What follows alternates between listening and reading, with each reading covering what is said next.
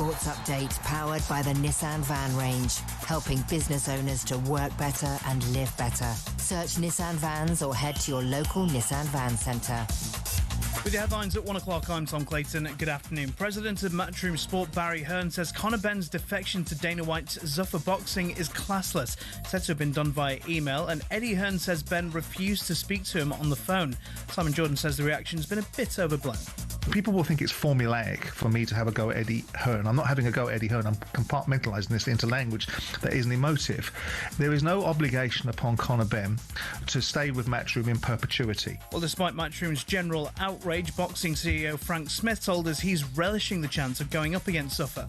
It's great competition to have, to be competing against those kind of people. For Dana White to be choosing Eddie as the person to go up against, it's going to be great fun, and that competition will only drive us forward. Elsewhere today, is there a deeper issue than just poor managers at Spurs? Defeating yesterday's North London derby is their latest setback as they edge closer to the bottom three. Here's Arsenal Invincible Martin Keough. Daniel Levy's left the building, but the way that people behave and the culture doesn't just automatically leave once he leaves.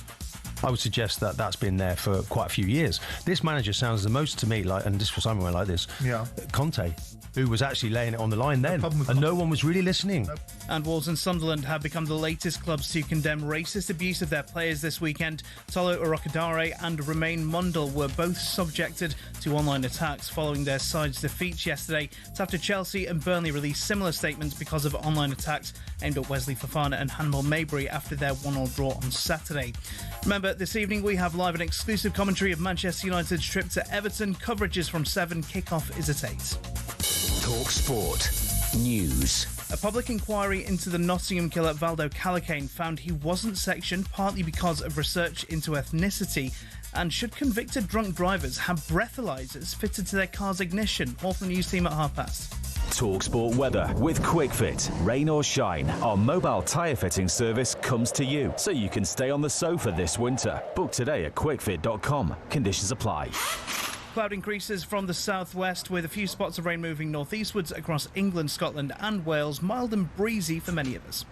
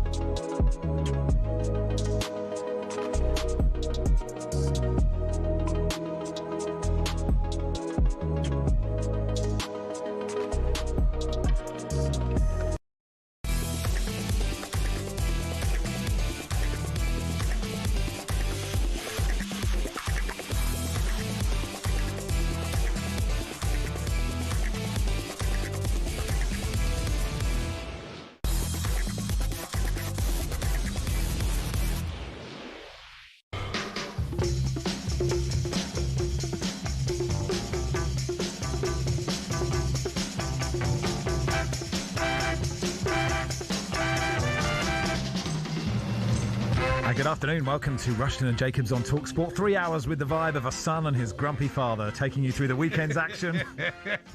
Andy, what's coming up between now and 4? Eric Groves will join us in the studio to look back on Arsenal's win in the North London derby. Stephen Corker will also do the same, but look back on Spurs being absolutely terrible. And in the middle of that, Scott Minto will talk about some of the other talking points from the weekend. We speak to the owner of the pub where Alphonse Areola DJ'd after West Ham's goalless draw with Bournemouth on Saturday night. Andy Brassel will round up the big stories from Europe. And Lawrence Delalio will talk us through England's defeat in the Six Nations. And there's some marvellous typos in this next bit of script. Oh, my apologies. That's why I'll read it out how it's written. Harmy's on to tell us if England can win the T20 World Cup. Right. Actor and Manchester United fan Will Mellor has a news show and he'll come in and chat about it. And we'll do some Women's FA Cup and commiserate with Sheffield Wednesday fans after yesterday's relegation. Okay, yes. It's not a nefarious act, by the way. Anyway, but thanks for throwing me under the bus, Andy. This early, what a great show. This could be it. Unless we ruin it. Good afternoon, everyone. Good afternoon, Andy. Good afternoon, Max, and I hope my joke's going down better than Alan Cummings did at the BAFTAs last night. Talk about tumbleweed. I've never heard it. Honestly, every single joke that anybody made the birthday spread look like Curb Your Enthusiasm. Oh, I think Larry David is a big birthday spread fan. Oh, he is, actually. He loves I think. I mean, you do have the air of Larry David. Don't you? There are very similarities between you and Larry David. It's nice to be here, Andy. It's nice to see you. It's nice to see everyone at talkSPORT. I just shared a warm embrace with Simon Jordan there. That was nice. Yes. Wasn't it? Yes. I think I was trying to hug more than he was, I would say. Yeah, he was a bit funny, really. Hold on, now my headphones have come. What's wrong with your headphones, Andy? Do you know we're on air? I know. Do you know we're on air? Do you want to fix it later while we have a conversation? You can't hear it. Can you hear me? I'm in the room with you. No, it doesn't matter. Here we are. It's off-putting. Do you want to do the show intro again? No, I'm fine. Okay. No, I'm still sort of angry after the Chelsea-Burnley game. Yes, you are. Yes, it's nice to see things don't change, isn't it? When you live away and you come back and you see your parents and they're the same. You see your sister and your friends and you think, oh, this is great. You come back and basically everything's the same and nothing changes. You come in and Andy's like, I couldn't watch any of the football after the Burnley scored that goal. I hate James. I hate Zian Fleming. What's he ever done? He shouldn't even have been on the pitch. Okay, but I thought it was a very strange refereeing thing. Look, referees never deliberately do this, but you felt a bit of an unconscious bias towards Burnley from John Ketley, the referee. I think it was John Ketley doing the refereeing. I mean, he decided, Ketley, to book Sanchez, give a corner for time wasting after about 8 minutes. Yeah. You thought, well, that's brilliant, isn't it? No one else has done that all season. No, but Chelsea were nervous of Burnley and they had a lead. Nervous of Burnley? What, after 8 minutes? They were trying to keep hold of the lead. Right? It should have been at least 3 or 4-0 up before Fofana got sent off. But, look, they should have won the game, and that's the way it goes. Yeah. But no, it's only a game, Andy. I know. Did you see we're going to talk a lot about the Spurs Arsenal game, but did you see the very hairy Spurs fan behind the goal? The camera cut to me like a very hirsute, big beard. Sort of Richard Keys. I think it's the same thing as the bloke from Manchester United. He said he's not going to get a haircut and shave until Spurs win 2 in a row. One. I saw someone saying they wouldn't cut their hair until Spurs had completed 5 passes in a row, which I thought was good. I think they are. We're saying it before, but objectively, available players and confidence and organisation, the worst team in the Premier League at the moment. They are. Because Wolves are organised, Burnley are organised, West Ham are resurging a little bit, Forest looked good under Pereira, they were unlucky to lose that game. Tottenham are the worst team in the league. Liverpool was so lucky in that game. I didn't know that semi-automated offside had an X-ray machine with it. You couldn't see Ola Aina's foot. That was a ridiculous decision. No. But Van Dijk's quite big, isn't it? If you could hide behind Virgil van Dijk. That's what Aina was doing, he was hiding. He looked well offside, Van Dijk. I did like that disallowed goal that McAllister won.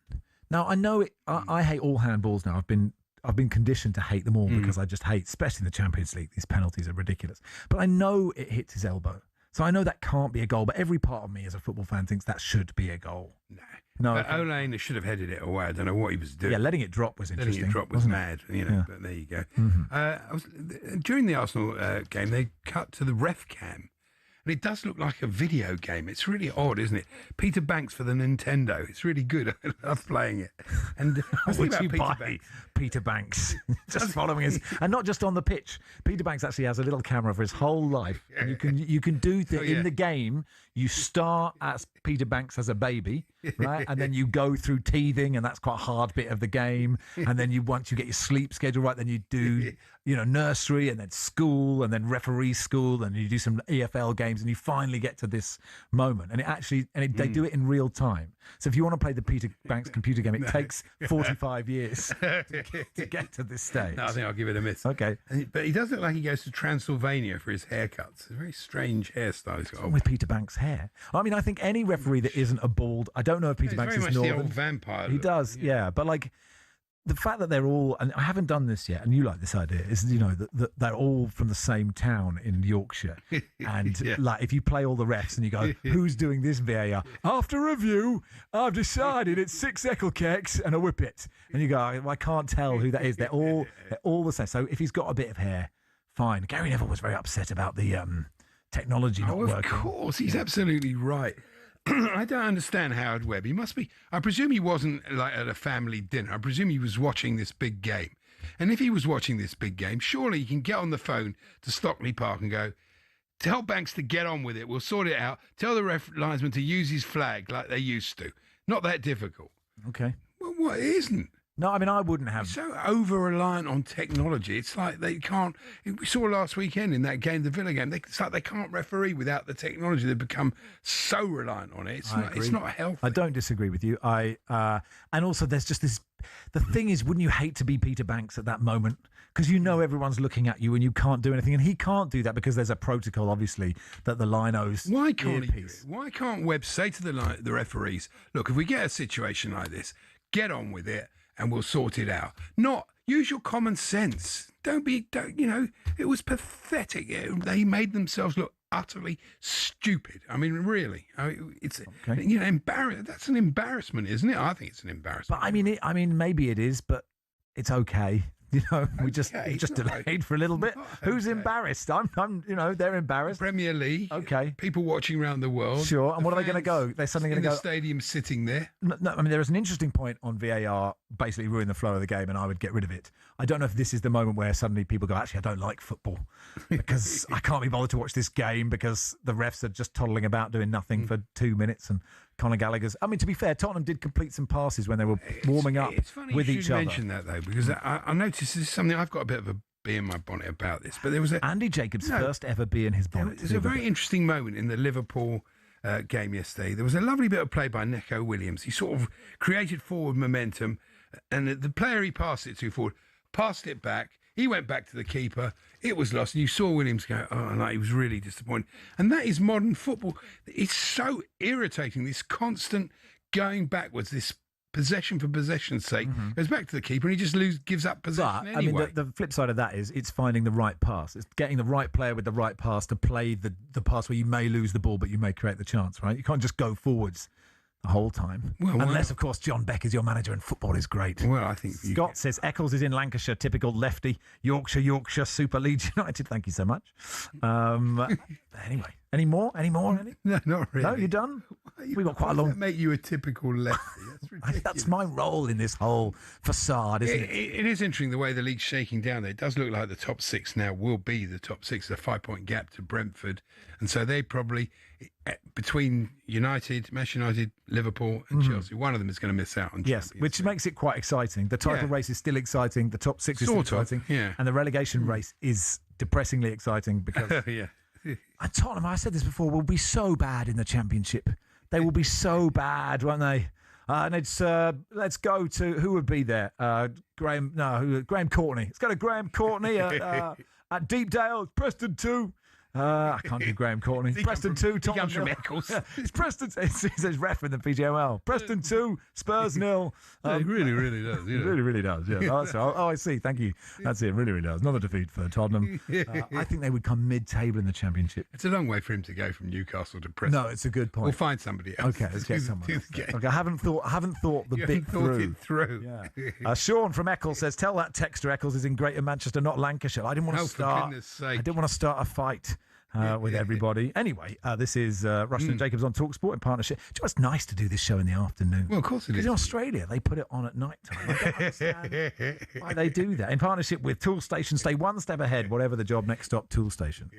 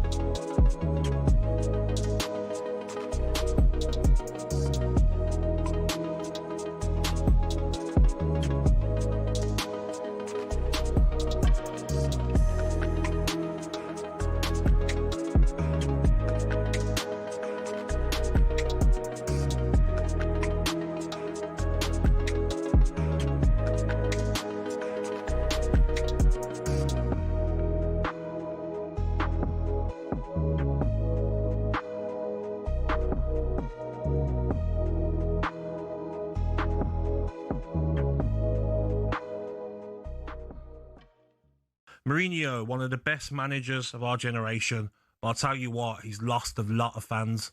He's lost a lot of neutral fans. And I just felt his comments were disgusting. For one, Vinicius Jr., if he wants to run to the corner flag and do a dance that a lot of Brazilian players do, Cunha danced when he scored against Arsenal didn't receive racial abuse from anybody, any player.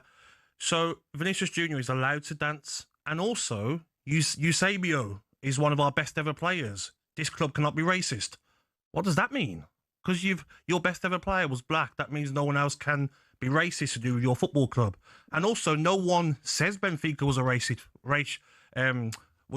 football club, did they? It was alleged that a player had been racist. So why is Mourinho protecting a football club when no one's said that Benfica are a racist football club? Very odd. Well, Benfica are not a homogenous group, are they? They're made up of individuals, and Prestiani is his own individual, and he's the one who's accused of the racism. It's not like everyone's accusing the club of it.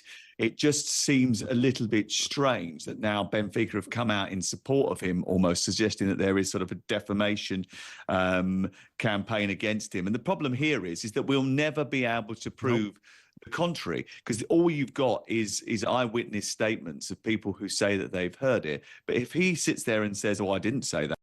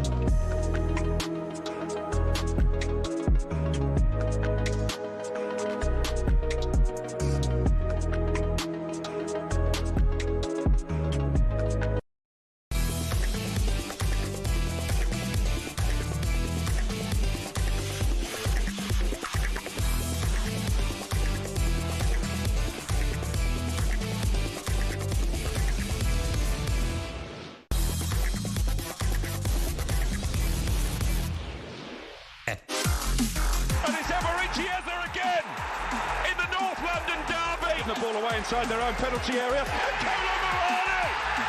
Equalises for Tottenham. It's a goal at the North London derby, and it's a massive goal for Victor Gyökeres. Tottenham have got the ball in the net, and then came the intervention from the referee. Push the cross in. I've got to say, it's been ruled out for a push on Gabriel. There is minimal contact, Perry. So you don't think that's a foul? Saka goes through, and Eze should score another, and does.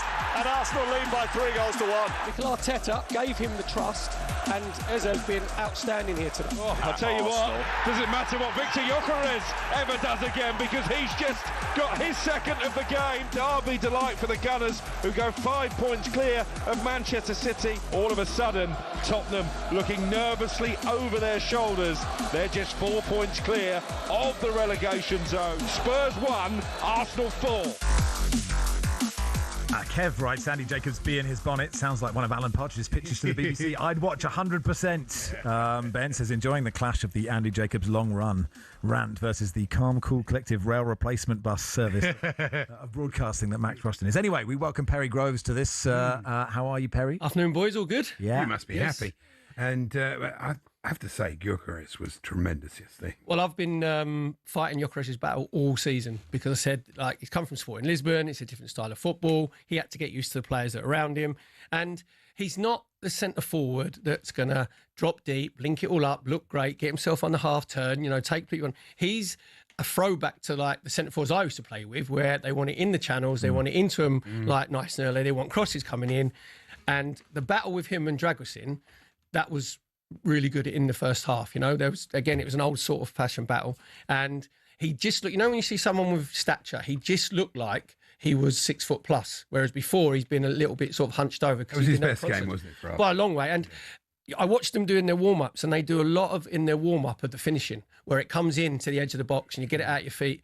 And Sam gave him a bit of stick. Actually, it's quite funny, actually. He thought his first touch for his first goal was a bit heavy. I went, no, it was perfect. Because as it comes into him on the edge of the D, he sets himself up and makes up his own mind that he's going to bend it. But it was all round link-up play what was impressive. And but you would say, I just want to make this point, how many goals have Spurs given up from shots from that position? There's just nobody blocking. It's like a free... You give anybody in the Premier League a free shot like that, they're pretty much going to score, I think. Yeah, I think it was, to be fair, it was a brilliant ball in from Duran Timber, from the right back position where he's picked him out. But What Spurs don't do is they don't actually go and engage the ball quick enough, because the thing that surprised me as well is that, by the way, the atmosphere there was unreal. It was electric. It's one of the few times I've actually thought I wouldn't fancy playing. I'd fancy playing, because and I think it did us a favour playing away from home, because I think if we played Spurs at home and we hadn't scored for the first 20, 25 minutes, it gets a bit anxious and a bit nervy, whereas away from home, the Arsenal players, you couldn't fail to be inspired. If you're playing at the top level, that has to lift you, and it's exactly what it did. You got a guaranteed 3 points against 10 men next week. Oh, you bolted it on Saturday. It's going to be 10 minutes. Whoever's reffing would think, I haven't given the Chelsea player a red card this season. I better get on with it. Is there a conspiracy, do you think? Is there ever? Look, the thing about that game yesterday is Arsenal was so much better. It's hard to really gauge because, okay, it was a derby and Tottenham had a new manager, but they are garbage. And we are going to do quite a lot of Spurs with Stephen Colker. And there were little moments that went for Arsenal, right? The disallowed goal, which... It's a foul. I think in real time, I was like, that's definitely a foul. It's like an obvious foul. And then you look at it, you go, oh. They showed that one at BAFTA in the evening. Well, do you know what? I thought he... Best dive for nothing. I thought he'd opened his parachute. It's one of those ones, isn't it? It's like you're in platoon. But the thing that Gabriel's got to be careful of is the word will go round now from the referees and the assistants.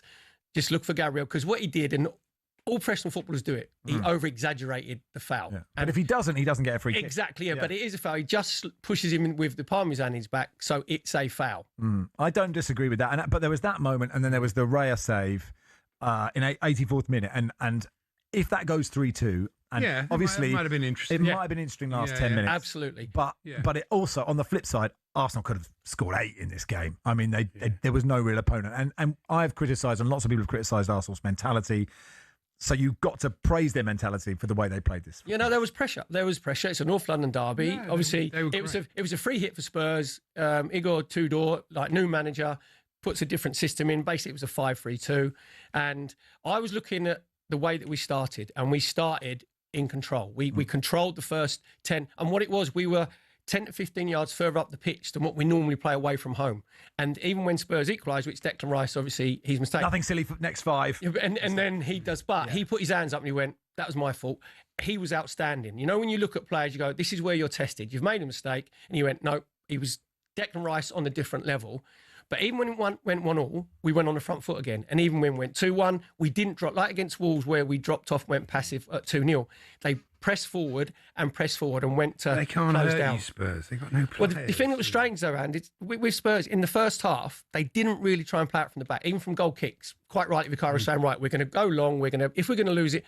For some reason, in the second half, the centre-half started to split, and they started to try and play out from the back. And you think, actually, you're not good enough at this particular time to play out from the back, and that enabled us to go and press them. And the goals, by the way, all 4 goals were from free play. So is it free play FC now for Arsenal rather than set piece FC? No, it's chip on the shoulder FC, I think. No, we're all sticking together FC. Don't worry. No, Andy, if you can accuse anyone of he's chip on their shoulder. No, he's well balanced. I've got a note here. Vicario held it for more than 8 seconds. John Ketley would have given a corner. Alan's quite well balanced. He's got chip on both shoulders. No, that's true. That's a good point. Okay. That's a good But point. Eze has really punished Daniel Levy's hesitation in clinching the deal. I sat next to Eze's lawyer for the first game of the season, and he said to me, he's going to Tottenham. It's virtually a done deal. They're just waiting to do it. And they didn't clinch the deal. And look how he's punished them. Yeah, but he's done, of course, from his point of view, it's much better that he went to Arsenal. What's it, 8 goals in the last 6 North London derbies? In the last 8 goals against Spurs, he scored 5 in North London derbies. And actually, if you not single-handedly, but if you make such an impact in the North London derby twice a season, as for the Arsenal fans, that is massive. The issue is it presupposes there will be 2 North London derbies next season, and there might not be. I'm a little bit wobble. Are you having a wobble, Max? I am. The only saving grace is how difficult West Ham's next 4 games are. Because I've said it before, I think Tottenham are the worst team in the league. But with their injuries and their confidence, I just think they are. The good thing about Spurs, though, sorry, Andy, is they've got Leeds, Nottingham Forest, and Wolves to play. Those 3 games will determine Spurs' season. Yeah, but the bad thing is they have to play it. Leeds are pretty decent. They're difficult to break down. Difficult. Energy, Leeds, Forest look as if they could improve. And who was the other one you just said? Wolves, but say Wolves have improved. No, Wolves, to be fair, they're harder to break down. If you looked at the Spurs side yesterday, now I didn't say it was in my head when I looked at the team, right? there's probably only 4 players: Vicario, Van der Ven, Gallagher, and Spence. If everybody's fit, if you have a fit, they're probably the only 4 that would start. Mm-hmm. And I looked at the team, and I actually thought, actually Spence not necessarily, because you've got a doggy in Porro, I guess. So like he might. Yeah, but he's obviously going to play right back, play left back, whatever. Yeah. And I looked at the team, and I just thought, from our point of view, if we don't beat this Spurs side, quite rightly there will be serious questions of whether you've got the bottler mentality to go on and win the Premier League. Because man for man, and we're 4.5, 5 years down the development of what Spurs are. Yeah. So they're different. You're talking about two different levels. And there's so many injuries. And like, Arsenal can bring on Martinelli and Ødegaard, right? There's no drop-off. And that's, that... but I mean, from an Arsenal point of view, the really interesting thing now is just this title race is fascinating, isn't it? And City buying Gay and Semenyo is brilliant, right? Because they have just been so good. And I think at the weekend, City play first, and they go to Leeds, and yes, quite Arsenal and Chelsea. Yeah, tough game. Both are tough games. Do you put a lot of stock in? Lots of people are saying that whoever wins the Carabao Cup final wins the league. Do you see that? The psychological effect is massive, because I personally think Man City are in good form, but they're nowhere near the Man City, the aura that they had with the teams that won the titles. And I even watched the Salford game, and Salford had a couple of decent chances against them. I know Man City, it was like 4% defence most of the time. They do give up chances. But if you looked even at the Newcastle game, Newcastle were the better side in the second half, but they were running on empty, obviously, because they played away against Qarabag. And they took Anthony Gordon off, and he was the one who was the threat sort of in behind. So I think when you're playing against Man City now, even if you go 1-0 down, you don't think, this is going to be a long, long game because they're that good. I think when you go, actually, we can still get at these. So the thing with Guardiola is he has the experience, and he's done it before. Man City have 5 or 6 players that have won the Premier League before, where Arsenal haven't. And this group of Arsenal players, with the strong squad that we have, if they want to go down in Arsenal's history and be compared to the 89 team, the 1991 team, lost 1 game, the double winning sides, Invincibles, they have to win the Premier League or the Champions League to be in that conversation. And I loved what Arteta said, I think it was on Saturday, about, the pressure and where they are. He actually said, this is Arsenal, this is who you're playing for. If you can't handle the pressure, don't be here. Basically, he said, go and do something else. It's what Andy says before each show. You keep coming back, though. Yeah, that is true. Exactly. You feel they need to win it this year. They've got such a great opportunity, and I do think other teams are coming, so we'll see. But for the neutral, this is the best way: is Man City win the league, then they get done on the charges. Arsenal get the title, but there's an asterisk. They can't really say. No, that's the point. We don't want that. We don't want no asterisks. We don't want. You only won the title because they got points. No, not at all. Man City that's never gonna happen, is it? It's probably about 5 years' time, isn't it? With the legal team that they've got. Who knows?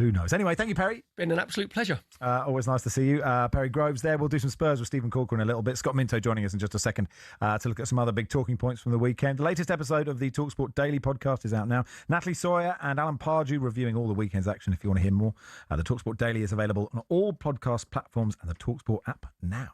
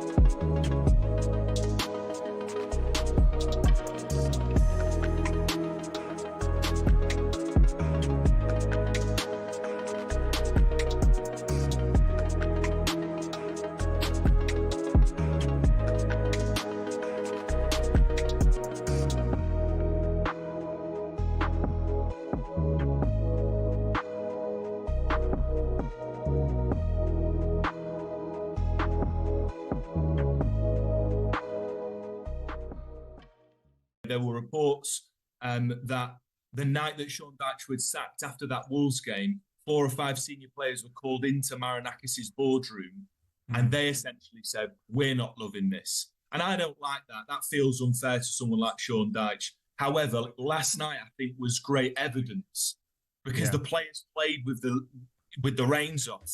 They played with freedom. And I think it shows that how maybe unhappy some of those players were under Sean Dyche, the fact that they went to Istanbul, to a team unbeaten domestically under Dominic Tedesco, and absolutely played them off the park. Yeah, on paper, Max, you look at your team. I mean, I know, yeah. Hudson-Odoi on the wide, on his Gibbs-White. day, he can do it. Hutchinson, Yeah. you've got Gibbs-White, as you mentioned there. You've got Elliot Anderson in midfield as well. So you've got some top players. I think he's the key, Elliot Anderson, because he's the dynamo, he's the driving force.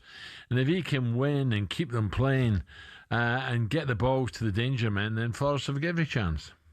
Without a doubt. Look, and we all know that Elliot Anderson's destined for the top 4 team.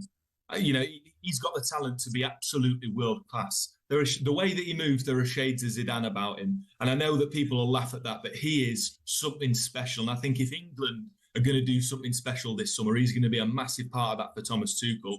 But people have been saying this about Forest all season, boys. They've been saying, well, they'll be absolutely fine. Look at the players, and they'll list the exact same players you just have, understandably. But ultimately, the chaos off the pitch is what's caused this.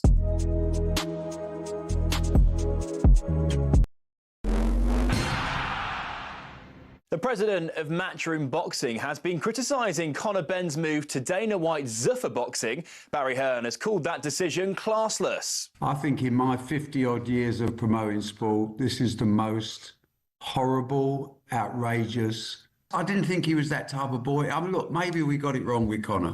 Maybe we took his side and we believed everything he said. And maybe we were wrong. Well, talkSPORT boxing expert Adam Catterall has shared his reaction. This pulls Eddie Hearn's pants down in front of everybody. One of his prized assets has left ship and gone and parked his bus in the car park of his current biggest rival that he's absolutely at loggerheads with. Ben says he still wants Eddie Hearn as part of his team. Now, Martin Keown is not convinced by Igor Tudor's approach in the North London derby. He didn't press Arsenal. He allowed them to grow in the game. I thought his tactics were wrong. And in the end, it looked like he sat down after about an hour because he looked like he was out of his depth. And 2016 Grand Slam winner Mike Brown can't quite put his finger on why England have folded in the Six Nations. We just look flat. We just look, something's weighing heavy on us at the moment. And I'm not sure if it's physically or mentally, whether we were overcooked going into the Six Nations in terms of training. Plenty more at talksport.com.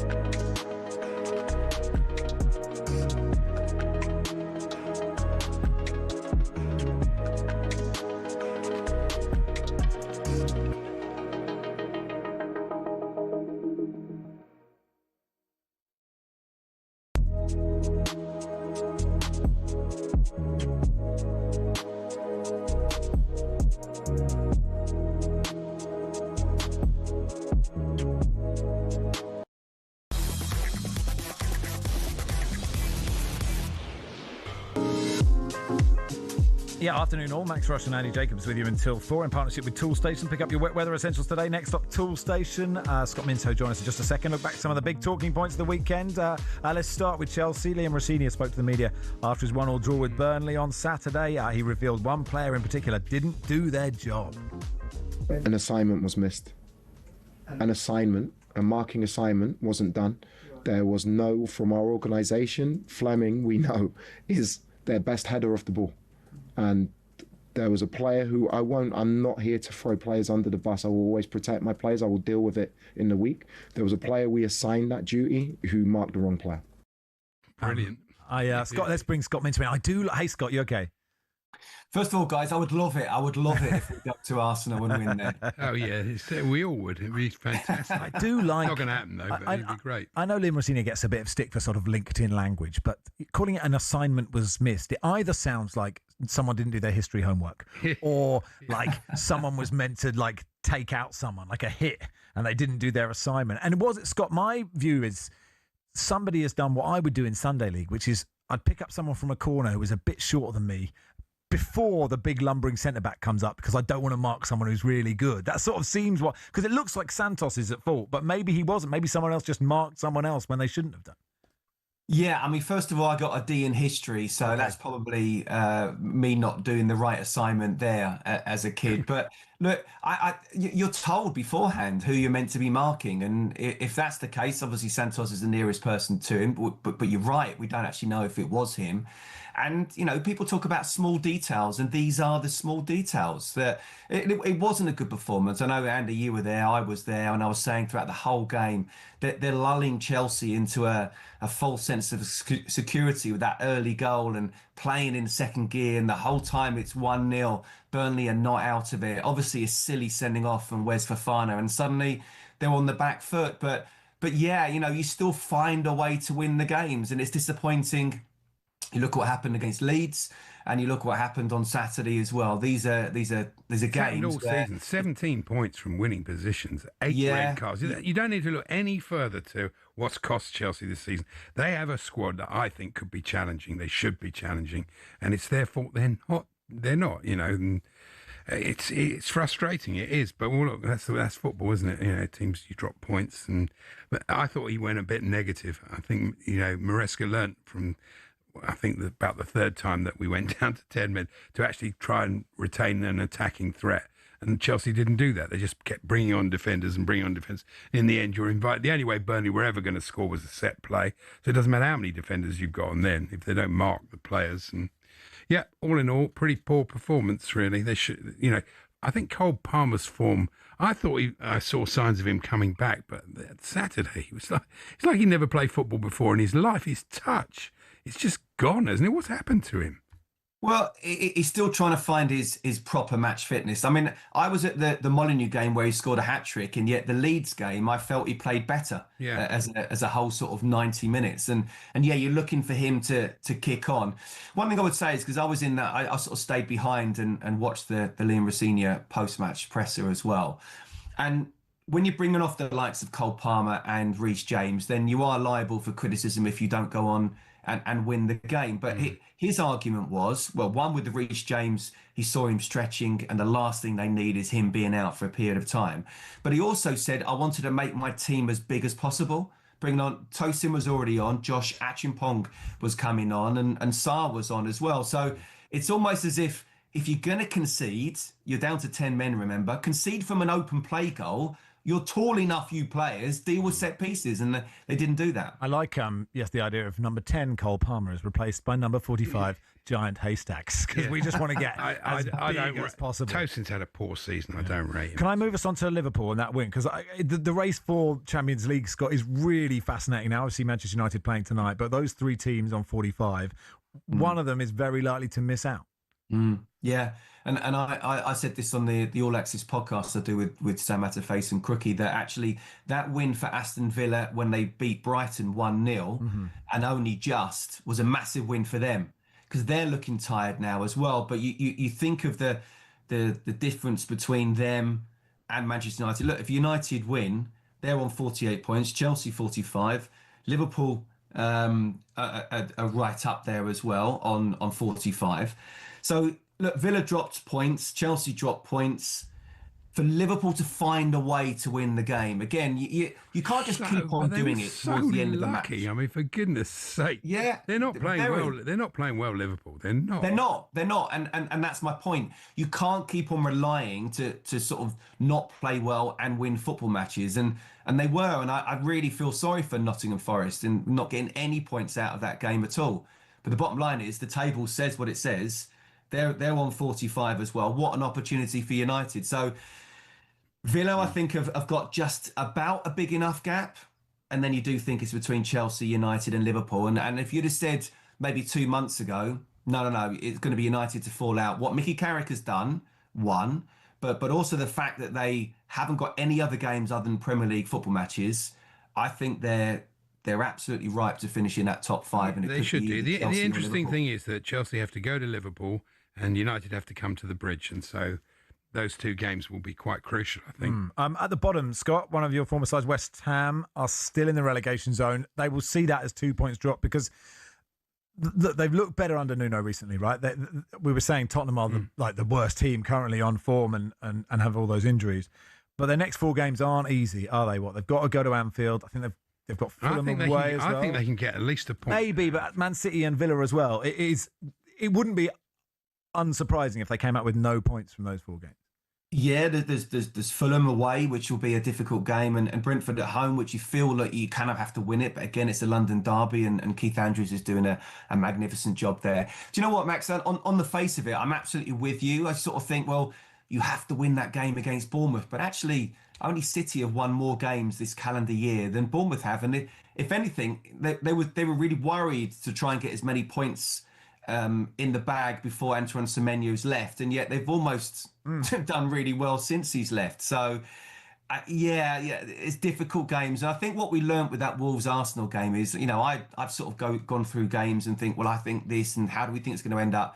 Actually, Wolves-Arsenal throws it out the window because you're never 100% sure what's going to happen. And they could go to Anfield and get a point, and that would be a great point. That Brentford game's the FA Cup game, just to mark your card. It's interesting with Wolves, though. I said a few weeks back, Wolves are going to take points off. This was way before Arsenal. They're going to take points off people because they're starting to play well, better, and they've got no pressure. They know they're going down, so they're playing without any pressure, and that always makes it a bit easier. Yeah, that is true. What about Palace? How do we feel? I think Glasner was upset when that last-minute winner went in. He's so desperate. He's just so desperate to get the boot. Please sack me. He had to go at the fans on Thursday night, didn't he? Like he's trying everything, and nothing's working. Do you know what? I think it's really sad. I think it's really sad that Crystal Palace are probably in the best time in their history. They've got their greatest ever manager, although I think Terry Venables is the greatest manager ever to manage Crystal Palace, but you know what I mean with what he's won. And they've still got glory, possibility at the end of this season. And yet now, not only is Glasner leaving, but the fans have turned on him. And I think it's a real shame. I kind of understood where he's coming from at the beginning of the season. He didn't feel as if he was backed enough that he should have been. And yet, since he's actually said he's going to come out and leave, Palace have beaten their transfer records not once but twice. And it's almost as if like, well, what are you doing here? You're coming out here and you're making division. And I think the question for any fan and certainly owner is, what is the best for my football club? Now, 2 things here for Crystal Palace. One is, I'm afraid he's got to go. And I would bring in the likes of someone like Robbie Keane, give him a 3.5-year contract and say, we don't just want you for this season, we want you for the next few years and taking us to our next chapter. Yeah, interesting, isn't it? Good stuff, Scott. Thanks for coming on. Cheers, guys. Scott Minto there. It is Max Rushden and Andy. Yes, Andy? No thoughts? No. Okay, I agree yes, with that. excellent interview, no notes. Max Rushden and Andy Jacobs with you till 4. Stephen Cork will join us. We'll do some Spurs if we have to, a bit of Liverpool as well.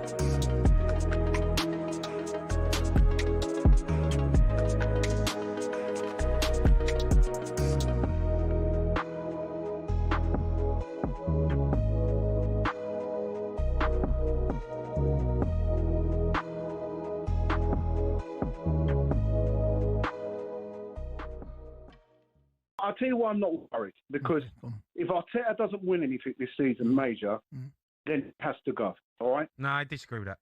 No, well, you would, wouldn't you? But we don't sack managers every other week. But you can't sack right? a manager who gets to the latter stages of every competition. You can't. You can't. You can when the pattern emerges. You can sack them. The pattern emerges. Chelsea did it. It depends what they do. They won things. John, okay, here's a question. Would you sack Arteta if they finish second in Well, what happens in the Champions League? They lose in the final. What happens in the Carabao Cup? Lose in the final. FA Cup? Lose in the final. No, mate, he's got to go. You can't. You're gonna sack him. You can't get to four finals. You can't get to 3 finals and finish second. You can't. That to me tells that is all the evidence. No, you well done. It's a little bit like what Claudio Ranieri done at Chelsea. Chelsea he finished second that season. We beat Arsenal in the semi-final, quarter-final of the Champions League. Got beat by Monaco. Jose comes in. We've gone from second to the quarter-finals to almost winning. We won the title, won the Carabao Cup.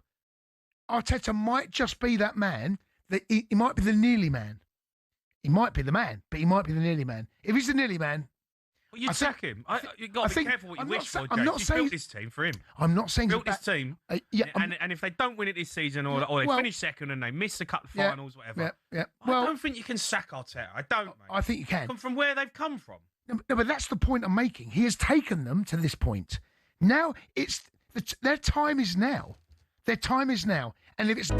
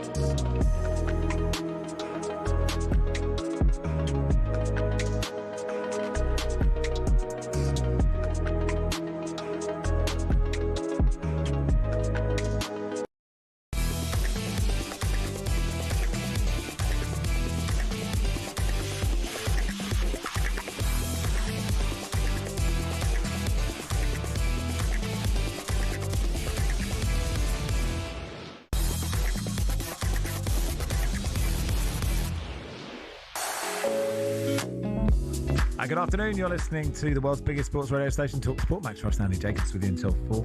Let's have a listen to Spurs interim. Harry Gloats came in to have another go. Yeah. It was good fun. It's good content for just me. Yeah. You were bored with it. I was like, come on. We stopped talking about football all the time. We just talk about life in the ad breaks. Let's hear from Igor. Some letters from Brian Lymph. That's what I want. Igor Tudor spoke to the media after his side were beaten 4-1 in the North London derby. And here's what he had to say. Where is our goal? Where is the goal of this club? Where is the goal of this team? Where is the goal of this coach and of this player and all stuff? To become serious, not just group of 20 players, And the medicine is you look in the mirror, each of us looking in the mirror, and really try and really start to change the habits. Yeah, Tony sent me a message. Got a lot less hair than Thomas Frank. That is true. Does that make a difference? Tony said, worst Tudor bounce since Anne Boleyn's head hit the basket. Let's talk to Stephen Corker, former Spurs centre-back. Hey, Stephen.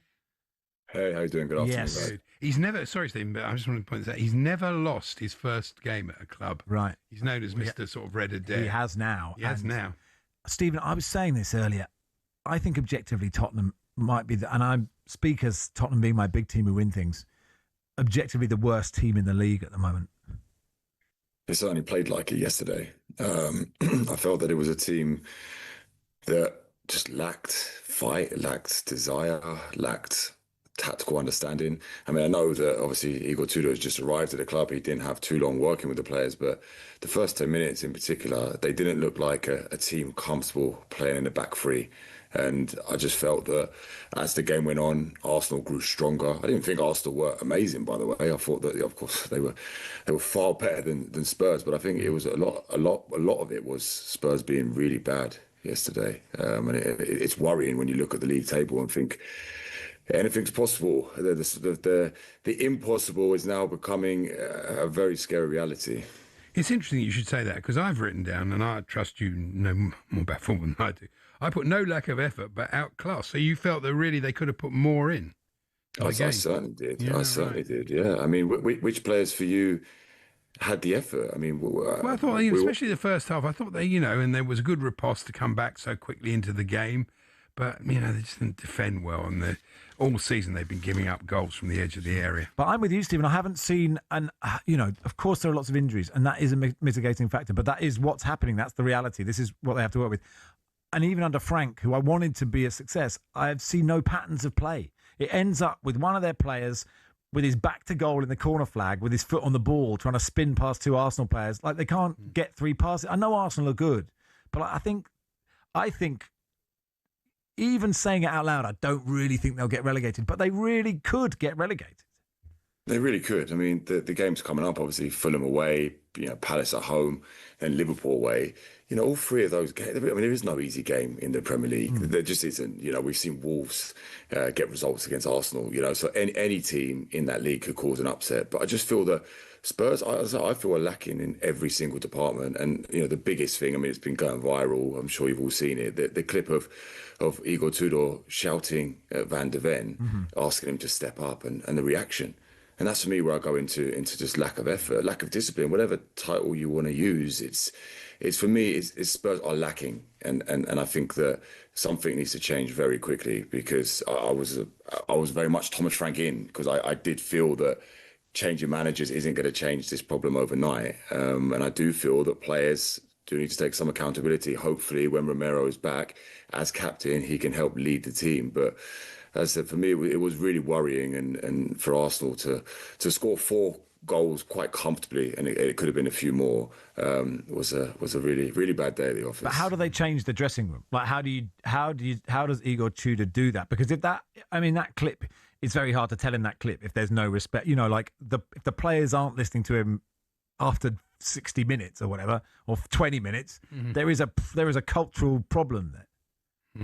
Yeah, I would say the biggest thing is amongst the players. Can the players turn it around? Of course, having a head coach makes a difference. A manager that wants to set you up in a certain way, and whatever system the managers choose to play. But for me, it's about the players in that dressing room, coming together and wanting to turn things around. As I said, I've been at quite a lot of Spurs games this season. I've watched a lot of Spurs this season. And for me, as I said, it's very easy to keep changing the manager and blame the manager or blame the board for this, that and the other. But ultimately, there's a squad of 20-plus players there. There's 11 that are chosen every week to go on the pitch, plus substitutes. You're not telling me that there's not more talent in Tottenham's dressing room than at West Ham. You can't tell me that. And that's no disrespect to West Ham, but I'm just not having that. Tottenham are... have a better squad than what West Ham have, and there should be a distinct difference between the two teams. But right now there isn't, and West Ham are in better form than Tottenham. So West Ham are the team that's potentially going to catch them, and I guess we're relying on Forest to concede late goals at Liverpool to keep him out the drop zone. Yeah, I thought Forest were pretty unlucky yesterday, and even Arne Slot said that. Liverpool, they're still stuttering, aren't they? They're certainly not what they were last season, and they're still not quite at their best. They're not. They're finding ways to get results. I thought first half they were pretty poor yesterday, but second half they were good, or better, let's say. And for me, it's about getting results, right? Especially this stage of the season, because say everyone will stand and criticise the managers or players when they don't get the result. Well, they got the result. The performance wasn't quite there. Wasn't as free flowing as what we saw last season, but they're getting there. They're there or thereabouts. Arne Slot has said that anything less than a Champions League finish would be unacceptable. So he's set the standard there. That's the bar, and I'm sure they'll be confident in their dressing room that they can nick ahead of United and Chelsea. And actually, in that they won't finish ahead of United. No, you don't think so? No chance. United.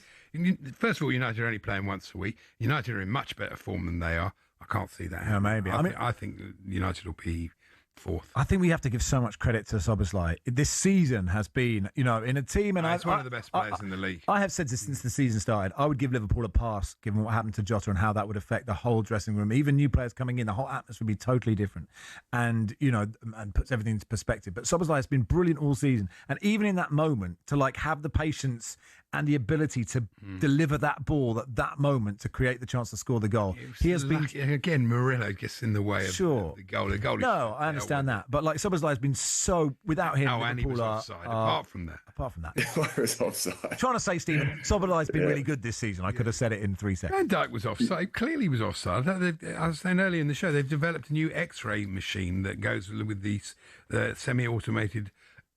Offside, it can see through players. It's quite fantastic. What about the first goal? Let me ask you the first McAllister goal. Then was that? See, as a football fan, I just want that to be given. I hate all handballs now. I'm sort of. It was one of those. Really, it was a goal, but But it hits his. I suppose if it hits his hand, you'd go. It's got to be also elbow. What do you think, Stephen? Difficult. For me, it should have been a goal. Okay. It absolutely should have been a goal. The second one, I actually do accept that the offside line was crazy. I mean, there must be a toenail playing in one side there. That's where football just gets ridiculous and VAR gets ridiculous, in my opinion. But, I want to see goals. Of course, I want to see goals. Despite being a defender, I do love watching goals go in. And that's what I think we all want to see, right? It's the most entertaining part of football. I don't want to see the 2-minute pauses while they're checking out every single detail. So, listen, Liverpool got the job done. I do believe they will finish ahead of Man United. I'm sorry to say, but I do think they will. And they're still in the Champions League. And whilst Liverpool are in Europe, anything's possible. Sure. Do you want some compliments, Stephen? Darren says, why is Lee Marvin talking about Tottenham? Wandering star. And Callie says, I know he's Spursy, but bloody hell, Stephen Coulker's voice is beautiful. so there we are. Live reaction. Compared to our thin, reedy effort. I think I've got a bit of, yours is a bit thin today, but I can turn it on. But I'm no Stephen Coulker, that's for sure. Thank you for coming on, Stephen. I appreciate it. Good afternoon, guys. You're not exactly the bloke that goes, in the world. Do you know what? I may have told this before, but one evening I went out and had an absolute skinful of Guinness. And then I got a call the next morning saying, would you do an audition to be the voice of CNN International? I was like, sure. So I went in and I was like, they went, okay, just do the read. And I was like, this is CNN with Hala Garani. So I got the gig. It was well paid and it was very regular. Right? Oh, this is great. And I went in to do the first shift and I was like, hello, this is CNN International with Hala Garani. And just down the line, this goes, hi, it's Mike in Atlanta here. Could you be a little deeper? And I was like, hello. And they gave it to someone off Capital Radio because my normal voice, and I should have just learned just to go out and have a skinful of Guinness before every gig. But another one slips through the net. It is Max Rushden and Andy Jacobs with you until 4 on talkSPORT.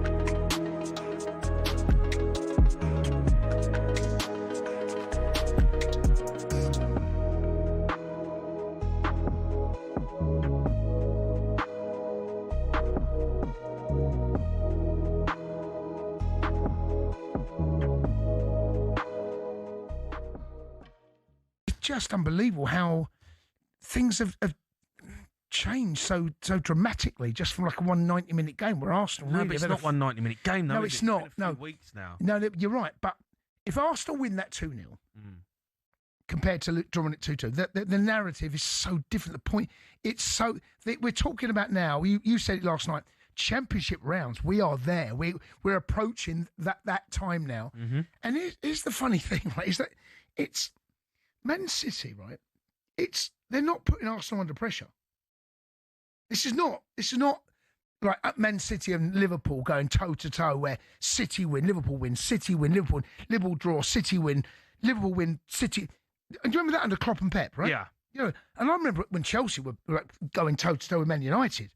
There'll be that they win, and you have to go. And there's like the points difference was minute, and every result mattered The only reason that Man City are back in this title race ain't because of Man City. It's because of Arsenal. That's the reason they're back in it. Not that Man City are like putting pressure on them. The only pressure that's coming is from. So you think it's more about them stumbling than actually? Yes, 100%. This is not. But I think down your neck. I know, but I think Man City are. They've been look. They're rebuilding, right? They've built a new team. Yeah. Arsenal's team was ready to win it, so I feel like Man City now. This is when Man City come alive. Right? This is when they come. This will be the worst Man City side to win the Premier League.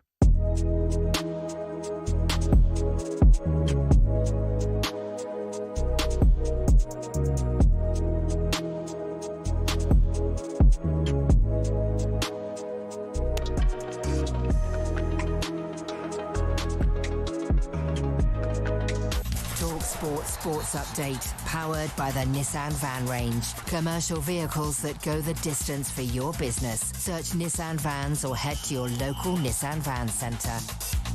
In the next hour, we will talk to the manager of the pub that hired Alphonse Areola to DJ after West Ham's draw with Bournemouth. Andy Brass will do some European stuff. Lawrence Dallaglio will do the rugby. Steve Harmison will do the cricket. What a great hour that is. All begins with Tom Clayton and the sports headlines. Max, thank you. Good afternoon. Should matchroom boxing maybe turn to self-reflection after Conor Benn's defection to Dane White's Zuffa Boxing? Barry Hearn's called it classless, but Simon Jordan says he doesn't know why everyone's crying about it. I would suggest one of the main component parts of being a blue chip promoter is to secure your talent.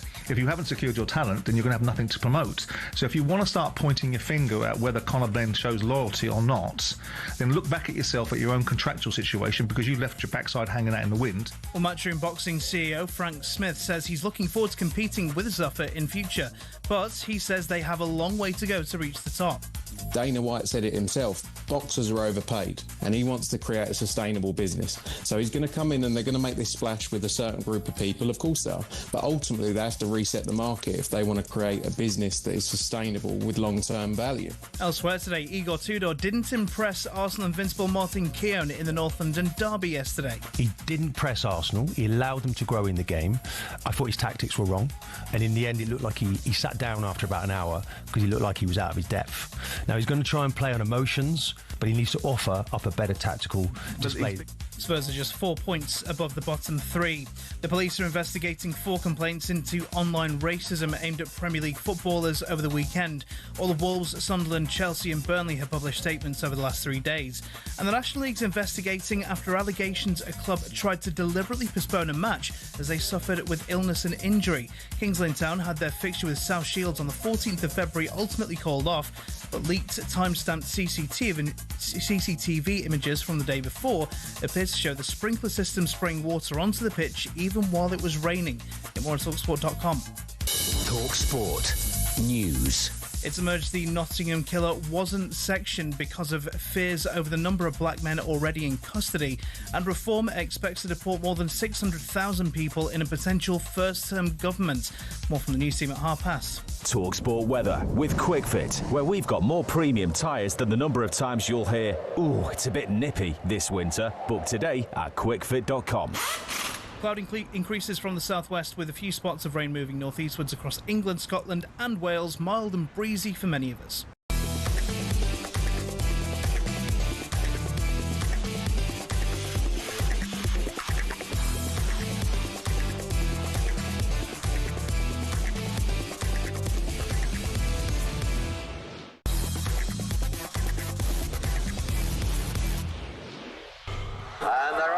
Full course lunch, complimentary bar all day. Celebrity, all day. I mean, come all on. day. Come on. If you don't have 25 pints, you have to give us your money back.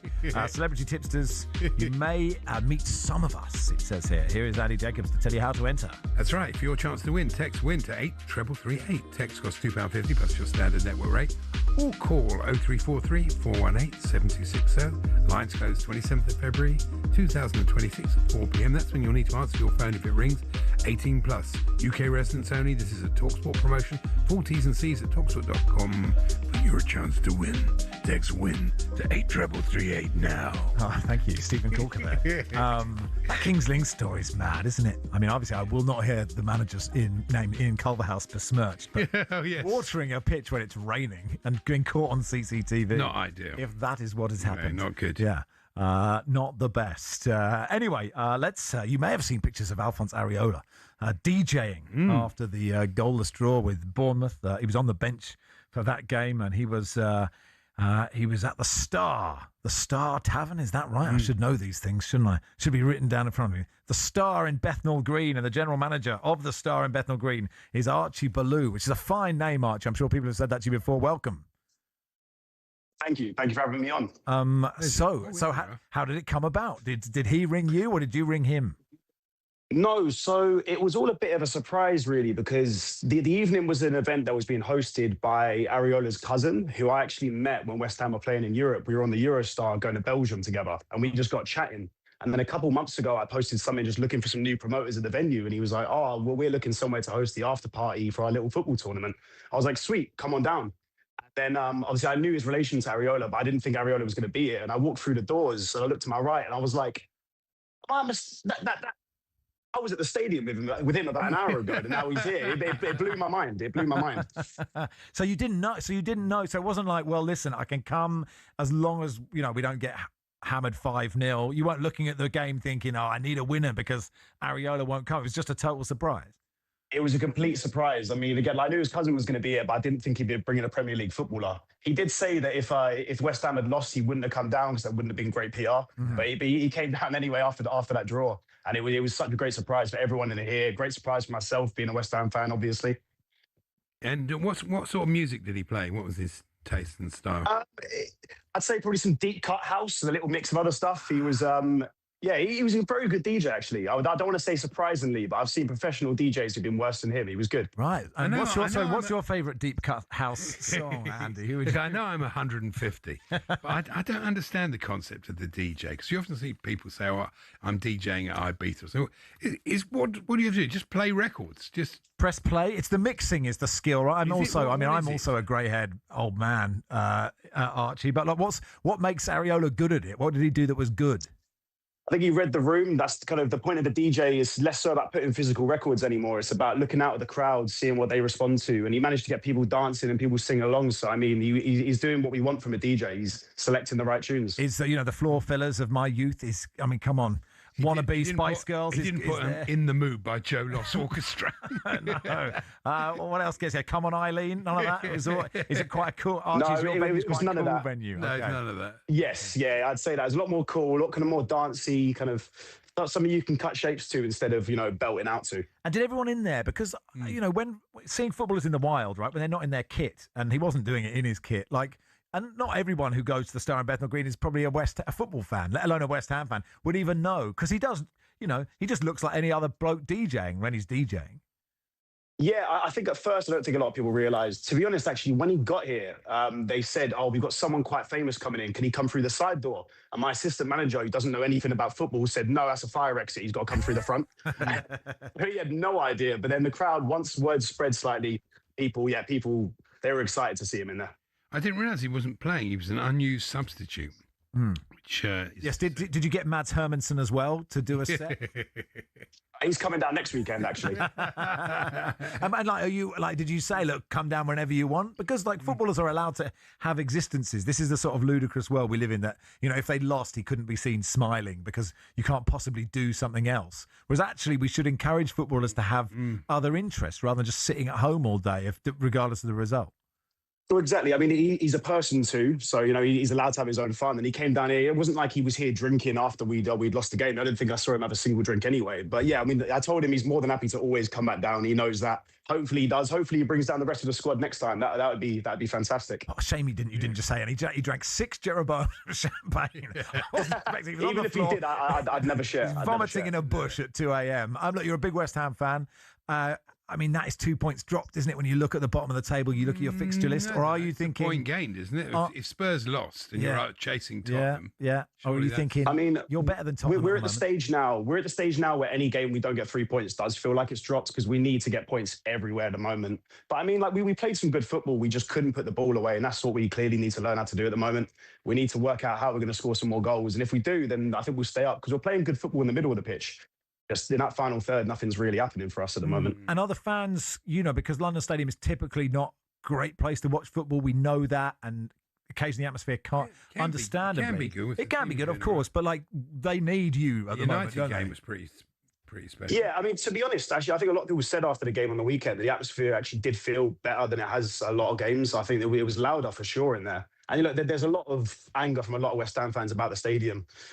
But I think people are trying to make an effort. I think there's some kind of thing going around that we're not back in the team. But I think people are, and like it was loud in there yesterday. And if they can respond on the pitch, then we'll get louder as well. It's not all like our responsibility. And would it be your dream to stay up on the last day at the expense of Tottenham? I mean, for West Ham fans, that'd be unbelievable, wouldn't it? I think the Holy Trinity would be us staying up, Tottenham going down, and Arsenal coming second. Yeah.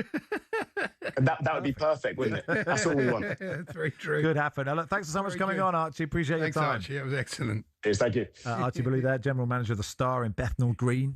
Do you fancy like a residency? Well, I'd like to see a DJ set from the oldest living hammer, Ken Brown. Okay. Why not?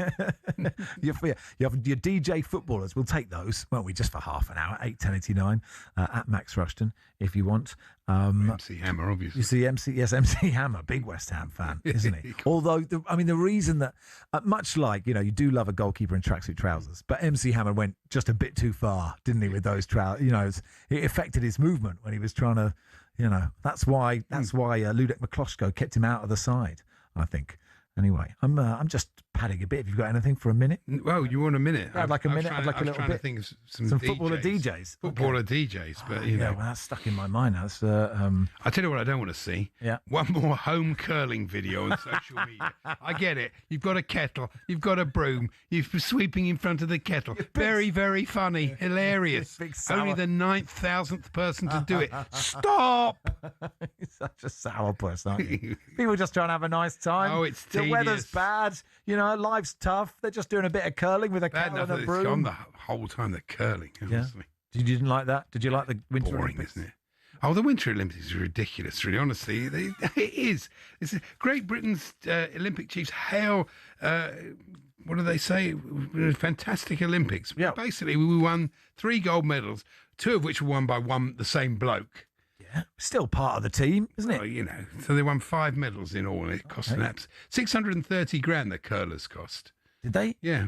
What, the stones? Are they curling with diamonds? Lottery funding, the funding to keep them going. Okay, right. It's a mad sport, and then you get people like Jack Whitehall saying, you always get this thing, oh, I love curling. I wish it was on all the time. You wouldn't watch it if it was on all the time. What, you're going to watch like Talk Curling, Euro League curling? It's not going to happen, is it? Hosted by Rob Curling, of course. Turnabout's finest. There he is. Fantastic. He's doing breakfast on Talk Curling. I'd be watching. Well, thank you, Andy. I asked for a bit. You gave me a bit, and I enjoyed it tremendously. This is Rushden and Jacobs on talkSPORT in partnership with Toolstation. Gear up for those darker nights with electrical and lighting offers. I don't know. I just dropped something on the floor, but we'll carry on. Andy Brassel will join us in just a second. We'll look back at some of the big European stories. DJ Campbell says, Andrew, come on, better than that. Virgil Paul van Dijk says, Mark in Birmingham, it would help if either me or Andy knew any DJs, wouldn't it? That really I'm stuck on David Guetta, so someone help me with that. Andy Brass will join us in just a second, and we'll look at the European football that happened over the weekend.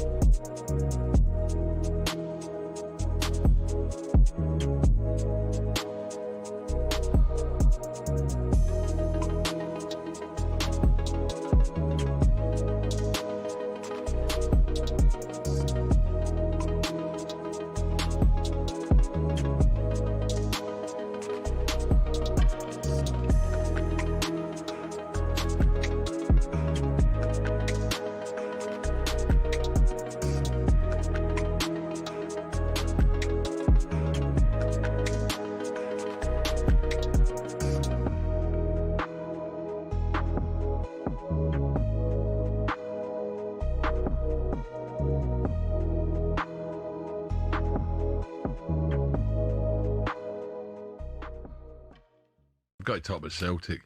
The title. I don't. You've been away, right? The title's blown open now. Celtic favourites, Rangers second favourite, Hearts third. Yeah. And I've been whinging, right? And maybe I shouldn't because I don't go regular now.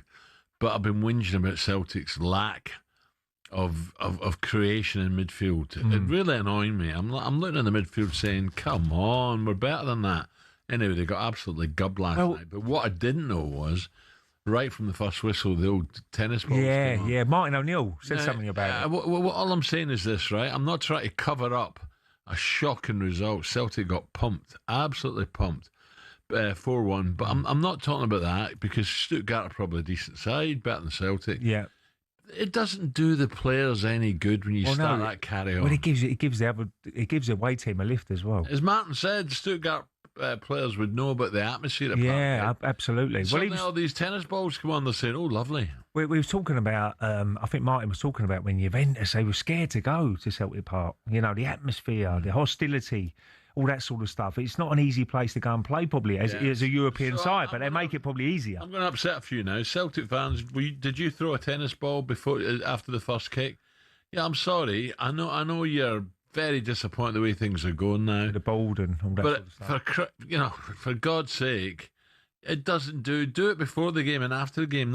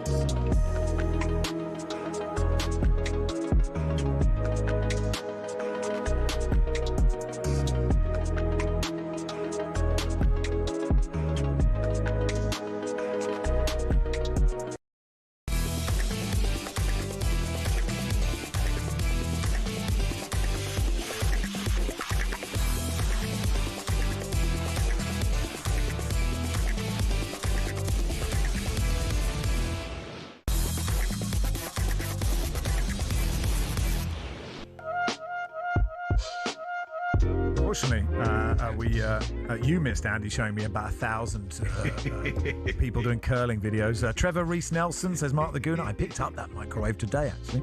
Fatboy Slimani, that's good, Pete and Utoxica. DJ Akocha, says Andy.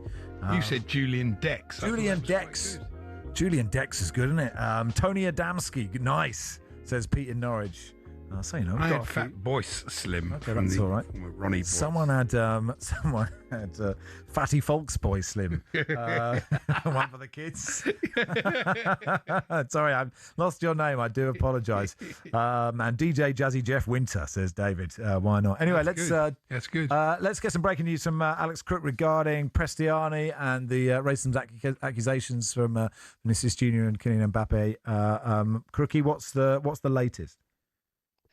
Yeah, good afternoon, guys. Just been sent an update from UEFA. We know that they have appointed an ethics and disciplinary inspector to investigate those allegations of discriminatory behaviour during Benfica's clash with Real Madrid in the Champions League last week. As a result of that, they've decided to provisionally suspend the Benfica player at the heart of these allegations of discriminatory language against Vinicius Junior, Gianluca Prestiani, for one game. That means he'll basically miss the second leg of that playoff this week, so taking him out of the firing line. It doesn't mean we've heard the last of this, because that investigation is ongoing, and this one-match provisional suspension could well be added to, I understand, depending on the outcome of that investigation. But it means that Gianluca Prestiani won't be lining up for Benfica against Real Madrid when the two meet again this week. Thanks, Crookie. It makes sense. Yeah, I think so. Let's talk. Very awkward. Let's talk to European football expert Andy Brassel. Hey, Andy. Afternoon, fellas. That seems like a sensible idea, doesn't it? Yeah, it does, and I think it's the only real course of action UEFA could have taken. Now, I guess this will sort of back Jose Mourinho and allow him a bit of an out as well, because it's been quite a few days for him. Of course, Vincent Kompany came out and said what he thought of how Mourinho had handled it in Bayern Munich's pre-match press conference before the game against Eintracht Frankfurt at the weekend. Then Mourinho himself didn't comment on it after the Benfica game with Aves, for which Prestiani was suspended anyway for accumulation of yellow cards, so he wasn't involved in that game at the weekend. Mourinho basically just said it's been a difficult week for all of us, and the press officer stepped in and said, look, it's an ongoing UEFA investigation, so the coach can't talk about it, basically. Of course, what he could talk about is how he dealt with it. Yeah, he got it wrong. He really got it wrong. Which is very different. Yeah. He did, and it you know, I'm sure if he reflected on it, I mean, well, you'd hope if he reflected on it, he'd realise his reaction was just poor, just, you know, and has been universally condemned, hasn't it? I don't think anybody's thinking, oh yeah, Jose was right, he had a point. So, you know, not ideal. You there, Andy? Is Andy still there? Yes. Maybe it's just that was just the end of a sentence. But I agree with you. I think we're all agreed, aren't we? And we have to see how it runs its course. But Jose was completely wrong, and you're right. He is capable. Like he is capable of realising that and saying it. Well, he's going to get it, isn't he, from the fans? Yeah. And when he goes back, he would have got it anyway. But I think he's definitely going to. No, get that's true. Elsewhere in La Liga, a good weekend for Barcelona, Andy. Yeah, because Real Madrid were turned over on Saturday night at Osasuna, which really, between two big Champions League games, is, apart from Barcelona, more or less the last game you would want. I think Osasuna away is really difficult. It was difficult. I thought they got a point with Vinny Jr. scoring, but then conceded a last-minute goal to Raul Garcia, and that gave Barcelona the opportunity to beat Levante, who are really struggling, quite handily. And they did. Marcus Rashford back on the bench, but still kind of on the periphery of things at the moment. Speculation today that Barcelona might look in a different direction to sign another forward when it comes to the summer. I still think Rashford is probably their best option because he's done little wrong since he's been there, and he's been happy to accept a sort of squad role as well. He's made financial efforts there as United well. So won't want a lot of money for him, I don't think, if anything. No. I mean, it's not really about that, I don't think, Andy. It's about the wages, and he's taken a bit of a hit on those. I guess the thing is, whoever else you're going to sign is going to cost wages plus signing on fee, plus potentially quite a big fee as well. And Barcelona do have these financial restrictions despite selling the corporate boxes at the Camp Nou for the next 400 years. So, they've got to be careful. Yeah. It's very tight at the top, isn't it? I mean, is that a reflection of how good these sides are? Is it that there isn't one standout, or you expect one of them to stretch away? No, it's a reflection of how good Barcelona are, and what a small squad they've got. Really, I think that's the bottom line. I would not be surprised if Real Madrid ended up winning La Liga, but they're not the best team in it. You know, there's only like one exceptional team in it, and that's Barcelona. Now, I thought it was quite interesting before this game against Levante at the weekend. They'd had a couple of refereeing decisions go against them in the two games that they'd lost most recently, away at Atletico in the Copa and in the Liga against Girona last weekend. And Hansi Flick last Monday, and Hansi Flick even went in to speak to the referee after that. And but he said, look, I'm like most people, I'm not that happy with the refereeing decisions, but we can't be using that as an excuse to why we lost games. The players have to step up. I expect more leadership. I expect more from them. And the thing that struck me is you don't really hear coaches say that, do you? Their way of protecting their players is getting stuck into the officials. Whereas actually, I think Flick acknowledged that. He acknowledged it was nice that the referees had taken time to speak to him, even if he didn't agree with them, and said, look, we're not using this as an excuse. Can we please perform? And the players responded to that. I heard you talking with Danny last night on Trans-Euro Express about Bodo Glimt and Inter. Very interesting points you were making about them. And that is going to be a fascinating return match. This Inter got a lot to do. But how did they get on in the Serie A on the weekend? Inter won quite comfortably, Andy, 2-0 at Lecce. And it worked really well for them because Like everyone else below them is tripping over themselves to give away points at the moment.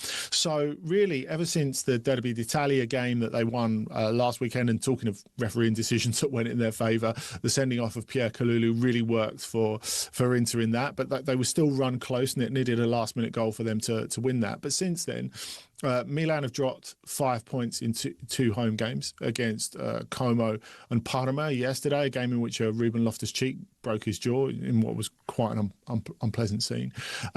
Juventus have lost 3 in a row, including that away game against Galatasaray. Napoli look absolutely cooked. They were winning 1-0 yesterday at Atalanta at half-time and then got turned around. It was 2-1.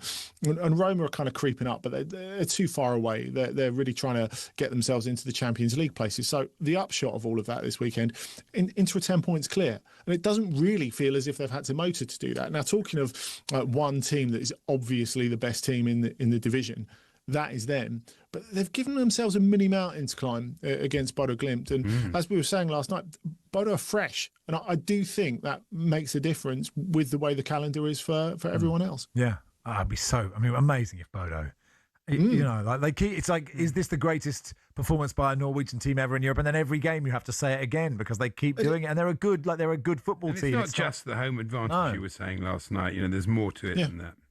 There is, but I think we have to acknowledge that they've improved so much in the last, less than a year, really, Max. Because if you go back to the way they were in the semi-final of the Europa League against Spurs, they were way behind, like quite an average Spurs team.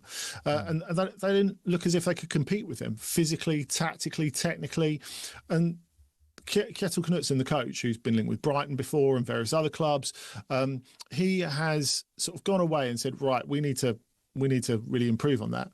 And they've done that. You know, to win those last 3 games against Inter and before that away at Atletico Madrid and home against Manchester City, in all of those games, huge teams with massive resources who've got everything to play for in those games. It is, without doubt, that little run is, you know, there's nothing to compare in terms of Norwegian history in European competitions. It's amazing, isn't it? Quick one on Raheem Sterling. Before the show, they were like, we'll talk about Sterling's debut for Feyenoord, and that was when I learnt Raheem Sterling had gone to Feyenoord. Yeah, there was a little boy with a lovely little hastily made sign, presumably in the buffet behind the stand, that said, "Please make a goal, Sterling," on it, that he was holding up. But he came on for the last half hour against Telstar, one of the weakest teams in the division, and it sort of underlined, I think, both the excitement and the risk for Raheem Sterling, because he got a brilliant reception. The crowd at De Kuip, who are noisy anyway, loved him, and they cheered his every touch. But he did look off it, as you would expect. You know, physically he looked like quite a long way behind. You know, they put quite a fast wide player, Jordan Boss, on beforehand to sort of soften up the fullback before they put him on. But really, it's sort of, even though the results went for Feyenoord this weekend and they're in a good position in second place, it did sort of underline the fact that, firstly, Robin van Persie's not in a perfect place. You know, there's still a lot of pressure on him. They still don't look particularly fluent, and they really need Sterling to get to fitness and really start contributing from them. And the fact that Sterling has hitched his wagon so closely to Van Persie when Van Persie's not that safe in his job, I think is an interesting little side element to it. But people want him to do well. Always good to chat, Andy. Thanks, you guys. Thanks for coming on. Andy Brassel there, European football expert, part of the brilliant Trans-Euro Express on a Sunday night. We'll have commentary of that Real Madrid-Benfica game, 8 o'clock on Wednesday night on talkSPORT. And I see quite a lot of those playoffs, Tuesday and Wednesday night, are well set up, aren't they? You know, Atleti Bruges is well set up, as is the Inter game. That's fascinating. You'd probably say Newcastle. I've got a bit too much. I'd say that about the 6-1 lead at home at St James's Park. But Atalanta have got work to against Dortmund. Juve are 3 down to Galatasaray, but PSG, Monaco. So, yeah, it'd be an interesting set of playoffs. It is Max Rushden and Andy Jacobs with you until 4 in partnership with Toolstation. Gear up for those darker nights with electrical and lighting offers. Next stop, Toolstation.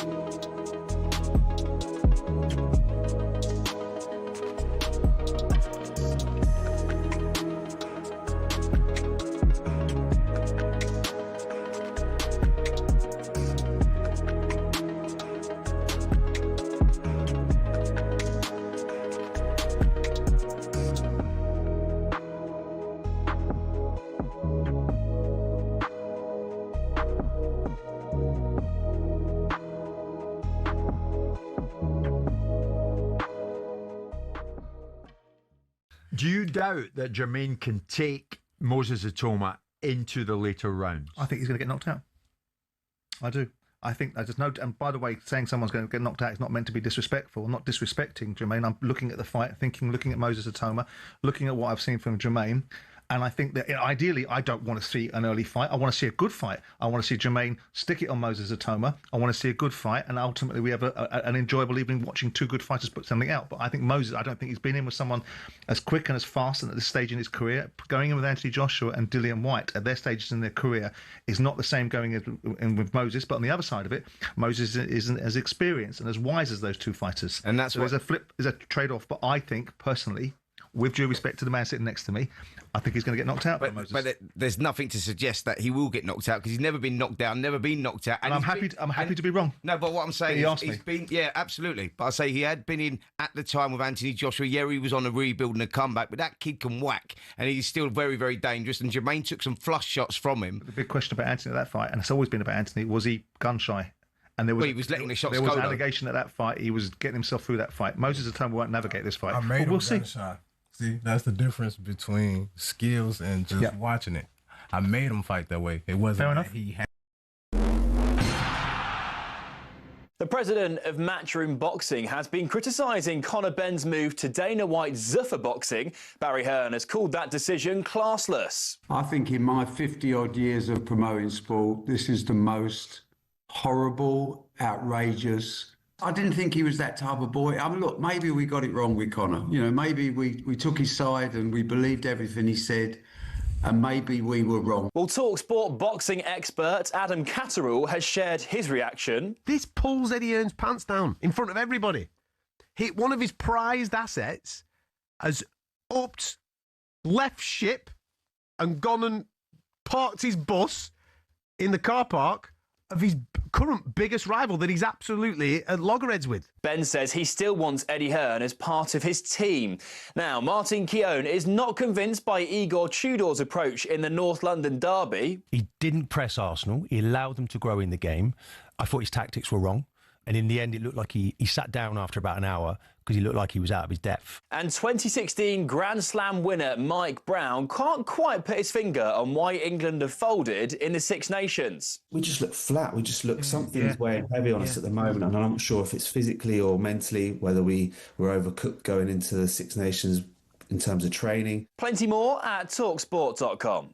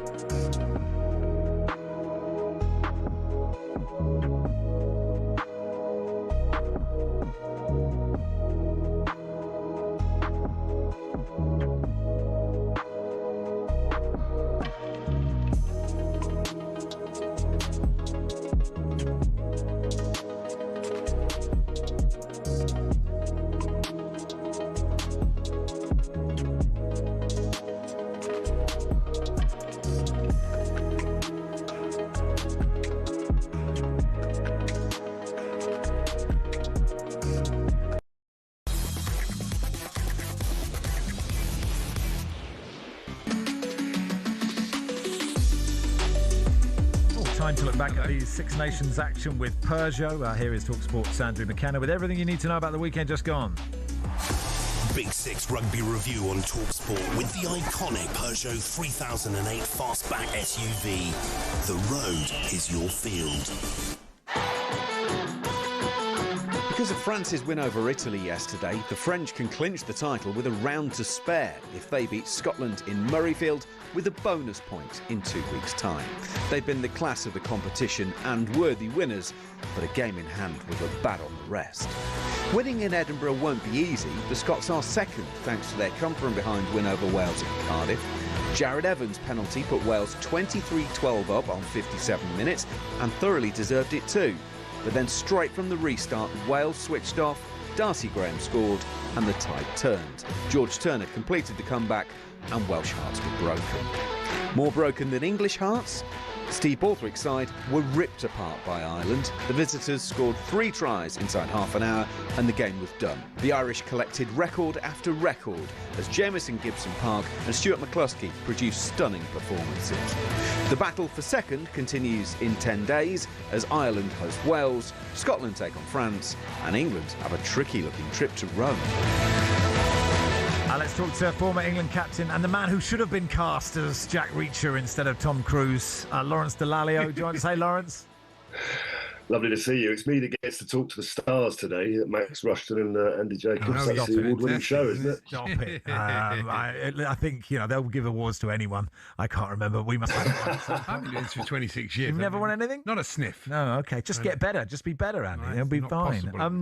What did you make of the England performance then at the weekend, Lawrence? Well, there's no awards going that way, that's for sure. Look, it's... I think I made my point very clear in the papers. It's desperately disappointing and probably one of the low points of this particular group, if not one of the worst performances we've seen at Twickenham for as long as I can remember. I think France were the last team to beat us 53 points to 10, and that was. And then we lost to Fiji, didn't we, on the 100th cap for Courtney Laws? But this was definitely right up there with some of the low points, and really. When you analyse the Six Nations and England in particular, there was hope from fans, and I am a fan, going into the tournament because of the momentum that England had. They'd won their last 12 games on the trot and obviously then started with a fairly comfortable win over Wales. But in 2 performances, one against Scotland where we were blown away in the first half, and then again, on Saturday, we were blown away in the first half. That kind of eviscerates all the kind of momentum that you've built up over the last year. So from going from hope and expectation and possibly even challenging for the title, the question marks now surround England and the players around their futures and coaches as well, I suppose. And when you analyse it, the biggest problem for me, and I guess one of the biggest worries, is that we've forgotten, never mind rugby, but Test rugby is just about players doing their primary jobs. Hookers throw the ball in, wingers jump and catch the ball, locks maul, and we seem to have forgotten some of the basic kind of principles of playing rugby. I mean, we made as brilliant as Ireland played, and we'll talk about them in a second. They were excellent, and Scotland, you give them credit for the way that they played, but the basic errors that England have been making, you just don't expect at this level. And I think as a former player myself, I made plenty of mistakes in games. But you have to accept responsibility for that because, there was something like about 53 unforced errors over the first 3 games from England. And you just simply can't win a Test match at that, no matter who you're playing. So, that's a worry. Maybe we as supporters and players were lulled into a false sense of security. There was a bit of fortune in the 12 games that we won. Certainly beating France last season and Scotland, who missed a kick to win the game. Australia beat everyone, lost to everyone, and New Zealand ended up sacking their coach. So maybe there's a bit of reality that we should have had going into the tournament. And, you're never as good as wins would suggest. And after 2 defeats, even though it feels bad at the moment, we're never as bad as anyone suggests. And just ask Andy Farrell and Gregor Townsend, one win can change the direction of people's thinking. So, but yeah, it's a difficult place to be now as an England fan and as an England player. But, it is, we can turn things around quite quickly with one big result. But that can't be, that's not an ability thing, right? What is that? I think it's a mental thing. I think the players need to sort of take a step back and reflect and understand how to prepare themselves for playing Test match rugby, quite simply. And I used to always put myself in the mind of my opponent. When you're Scotland, who, let's be honest, don't particularly like the English anyway.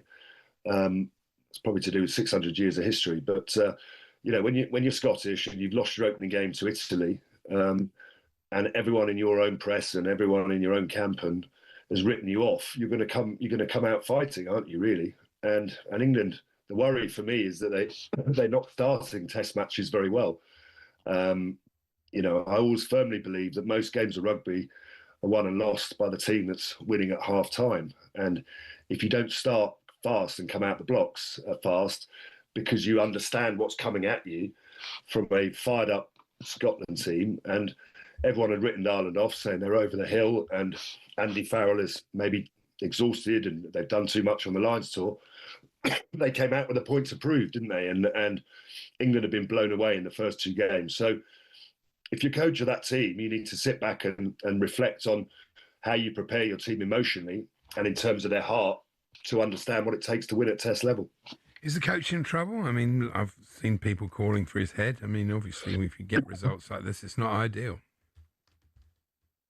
Yeah, I mean, listen, as I said, I think England have got the coaches to take this team forward, but it's the best teams in the world, and we were lucky enough to get there. We weren't there straight away. It took a long time. I've lost a lot of big games, and I've been sat here talking to you off the back of losing to Wales in a Grand Slam in '99. I take full responsibility myself for losing that game.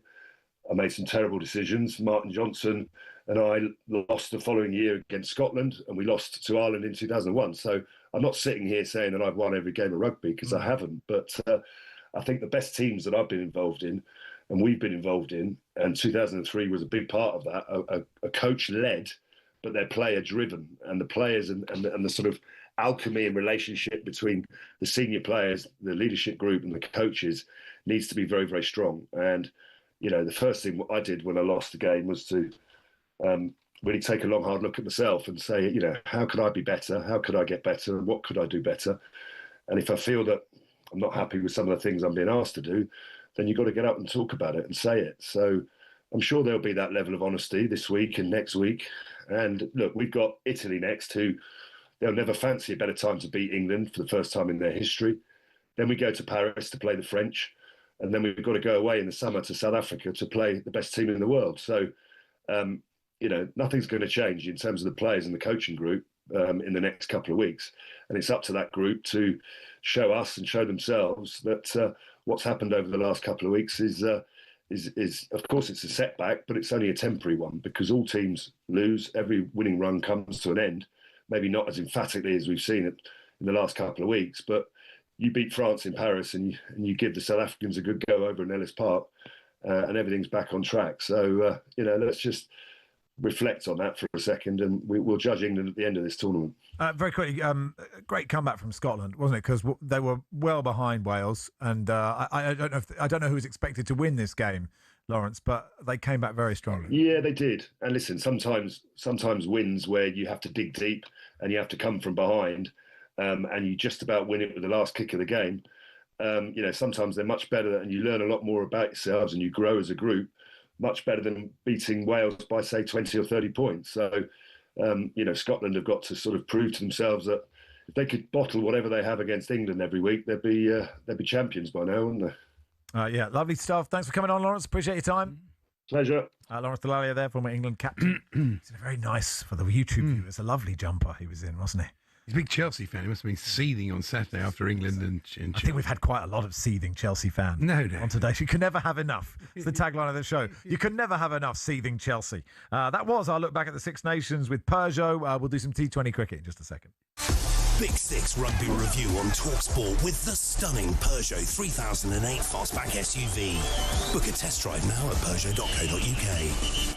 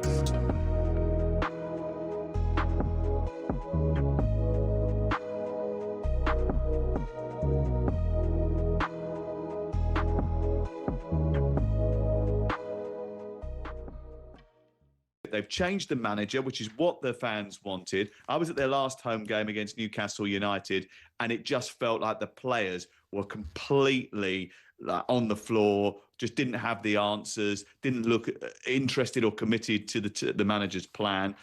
How will it be different under Igor Tudor, and has he had enough time to work with his players, Crook?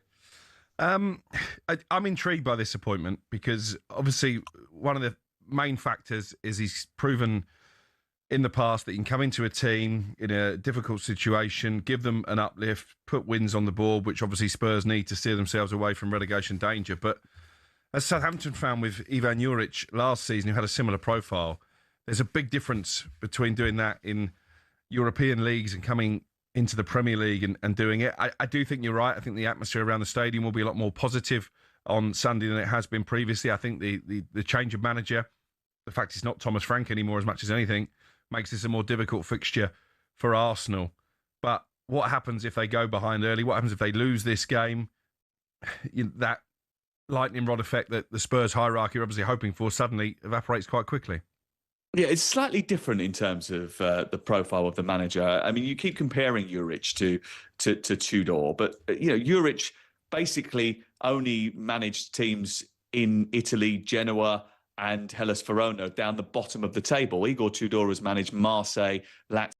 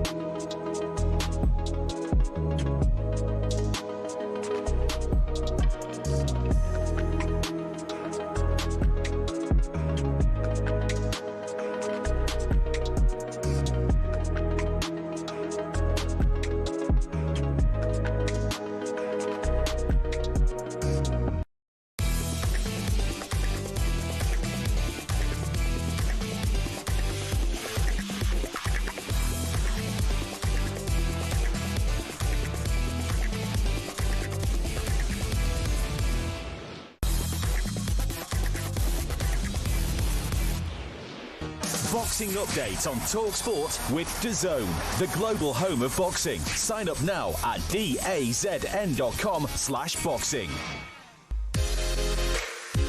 So on Saturday, Owen Cooper and Konstantin Ursu fight for the vacant British and Commonwealth welterweight title live from Derby. Later that evening from Arizona, two Mexican world champions, Emmanuel Navarrete and Sugar Nunes, clash in a massive super featherweight unification showdown.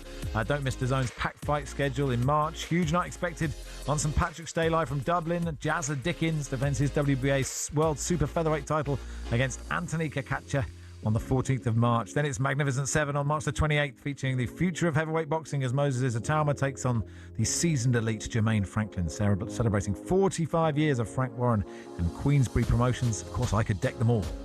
Watch all these fights. Only on... I don't even know who any of them are. How dare you? It doesn't matter. Me and Charlie Baker's interview with Moses Itauma will go down as one of the greatest interviews of all time on a massive delay with two people who haven't seen a boxing fight in about 25 years. Anyway, watch all these fights only on DAZN. I'm unlikely to get the gig hosting that. Let's welcome Steve Harmison to the studio. Another man I could deck quite easily. Oh, yeah. I don't think so. That was a really good performance yesterday, wasn't it? Because halfway through, we were like, have England... What's a par score on this pitch? And me and John Norman were chatting about saying, they probably wanted 20 more. And the bowlers haven't been great in this T20 World Cup so far, but they were very good yesterday. Yeah, they bowled really well yesterday. I thought England were 15 short, probably to be a par in the game. Having been in Sri Lanka and seen the way the surfaces are getting slower and getting obviously more used, it looks as though it's getting more and more difficult towards the end of an innings or the second half. Especially in Colombo, not so much in Pallekele, but definitely in Colombo. So no, I thought the Sri Lanka batting. I don't want to take anything away from England because we've been far too negative towards England in the recent past with the Ashes and some of the performances. They're not quite there yet in the World Cup, but they're still in the tournament and they're still going well. Going as in they're still with a good puncher's chance of being in the semi-final. But Sri Lanka, boy, did they give their wickets away in that power play. To give England 5 wickets in the power play before Adil Rashid bowls a ball, I mean, you don't deserve to win. You really don't. So as much as I want to give England a huge amount of credit, I think they were helped out by some poor batting. Excellent from Jacks, excellent from Archer, who probably had his best day of the tournament, Archer. Yeah, and Jack's played very well. But Butler, we were talking about him off air. He's the best white ball batter in the world, but he's really struggling at the moment, isn't he? I suppose it will come good for him, but hopefully sooner rather than later. Yeah, I was saying the other day to Neil Manthorpe and to John Norman, you don't worry about Joss because you know if there's the semi-final, if England were to get the semi-final in a big game, the one person you expect to turn up would be Joss Butler. It's just not happening for him at the minute. It's like football, a goal scorer going through 3 games, 4 games without scoring a goal. You just want to go in off his shin or his backside, and then all of a sudden he's away, he's gone. So Joss has had hard to get a 6 off your backside. Well, I don't know with some of the technology nowadays. I mean, he may get one off the top edge of his bat, but I mean, he batted he got 26 and 21 in the first couple of games, and then since then he's got a run of 3 single-figure scores. I mean, class is the old terminology of class is permanent. He is class, and he will come good. But it did look a little bit scratchy. He did look a little bit confused in that. I suppose the nature of a T20 innings is hard, isn't it? Because if you don't get going straight away, you think, oh God, especially at the top. Yeah, I've got to force it, and then you force it, and so you're trying to play the ball too early sometimes. Well, you then try and reverse sweep something that's not quite there, and then you become half-hearted. And the dismissal that he had was it was confusing from Joss's point of view because he didn't commit to it. He was half there, half wasn't there, and he didn't commit to the shot. He wasn't really fully forward, and it was slightly concerning. But when it comes to, if England can beat New Zealand or Pakistan, then they'll be through because obviously Pakistan and New Zealand had a washout, so that would have them into the semi-final. And can they? It's a bit of a flaw in this tournament, isn't it? It is ridiculous. Australia went out because of that, and South Africa looking ominous, though, didn't they? They absolutely whacked India yesterday. They did, and it's one of them ones. The tournament has been flawed when it comes to that because all 4 group winners ended up in the same group for the next stages, and all 4 second places ended up in the same group, which just doesn't make sense. To be honest, it doesn't make sense. So England have been fortunate that they finished second, but I think from this point, where do England want to finish? Can England win both their games? And if they top the group, will they play South Africa in the semi-final? I think I'd rather play South Africa in the semi-final and India in the final rather than the other way around, because I think It's good to see India lose, though, because they got such a sense of entitlement, honestly. Yeah. I know they've got the best league and, they've got the most money. The most money, but sometimes, it just drives you a bit mad, that sort of, they just think they've got to turn up to win. And I wouldn't rule out the West Indies. They've got some great players who play in the IPL. Power like Hetmeyer and Powell and people like that. They've got power. West Indies have got power. But again, they're in a group with India and South Africa, and unfortunately, I don't think the West Indies beats India. If the West Indies beat India, India are out. So that would be great for England because then we'll come through. But no, I think England they're not quite at it. But that's not a bad thing for me at this moment in time because their best players still have yet to find their best form. And if that comes against Pakistan tomorrow or New Zealand on Friday, and then we get them into the semi-final, anything can happen in the semi-final. That's the beauty of T20 cricket, right? Is that if you get there, it's 2 games, and there's a randomness to this. And it could be a toss as well. You could come on the good side of a toss. I mean, it's also one player can do it. Yeah, one player can do it, and the toss is crucial. You could win the toss on a good wicket. You bat first, and the dew comes down, and it's impossible for the spin bowlers, and it's impossible for the fielders. So a little element of luck, you hope, can go England's way. But Joss Butler scoring runs. I would like Harry Brook to take some responsibility and go 1 higher in the order, potentially go at 4 instead of 5. But the bowling unit, the whole unit, as the way they've been, fulfilling their 20 overs, I think that's been England's best skill set so far. And I think if that continues, England stand a chance. A quick one on Newcastle. 17 defeats in a row at the Etihad, right? So it's not unexpected. But actually, I thought you played okay. Yeah, I thought they played well. I really did. I thought they played well. I thought they were in the game. Having been to the Etihad a couple of times when we've been out of the game for large proportions of it, I thought we were in the game. And I would certainly, Newcastle fans might disagree, but I'd certainly take getting beat on Saturday night to win in a couple of Saturday nights' time in the FA Cup at St James's against Man City. So I think when Pep Guardiola's team comes, I don't think we've got too much to fear off the back of the last couple of games we've had against City. Question to both of you. That Dan Burn header where Ruben Dias pushes him offside, do we think you shouldn't be offside if you get pushed offside? Yeah. Or like the free kick should be taken again? It just feels harsh, doesn't it? It feels incredibly But harsh. the wording of it's saying the ball's got to be in play for the infringement to have. But if the ball's in play, then surely he would have been in an offside position. So he's pushed him before the ball was in play. Yeah. But if the ball was in play and he's going to pass it, when he's passed it, if he hasn't pushed him, he's in an onside position. Yes. If he's pushed him, he's in an offside position. So what happens there? Does it become a free kick, or does it become an infringement? I think it should be a goal.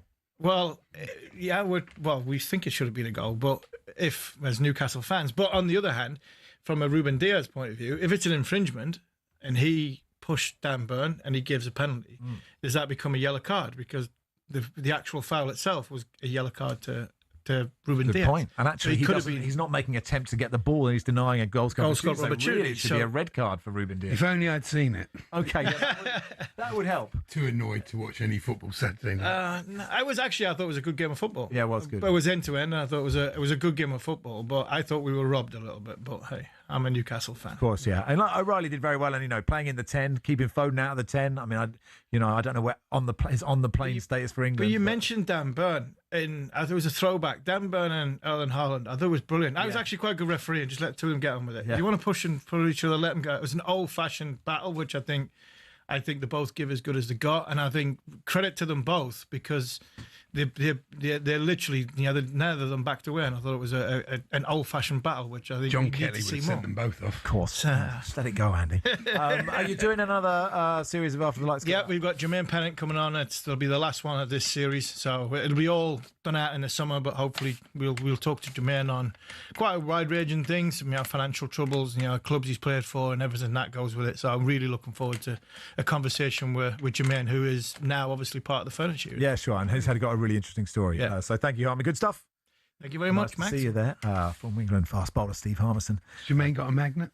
I bet Jermaine's got. I bet you've got a magnet. I don't have a magnet. I've got a magnet. Yeah. Just out there, there's a magnet. No magnet for you. No, mine's the red card. Are you on the? Mine's faded quite badly. When you walk up and it goes, "Welcome to talkSPORT," and I look, I'm still not there. I'm not complaining. I'm not precious about it. But 15 years. 15 years. Shall I do another 15? Goes upside down. It should be, shouldn't it? Anyway, thank you, Harmy. Steve Harmison there. What are we going to do in just a second? Oh, Andy's news and nonsense. That's good. Coming up in just a second.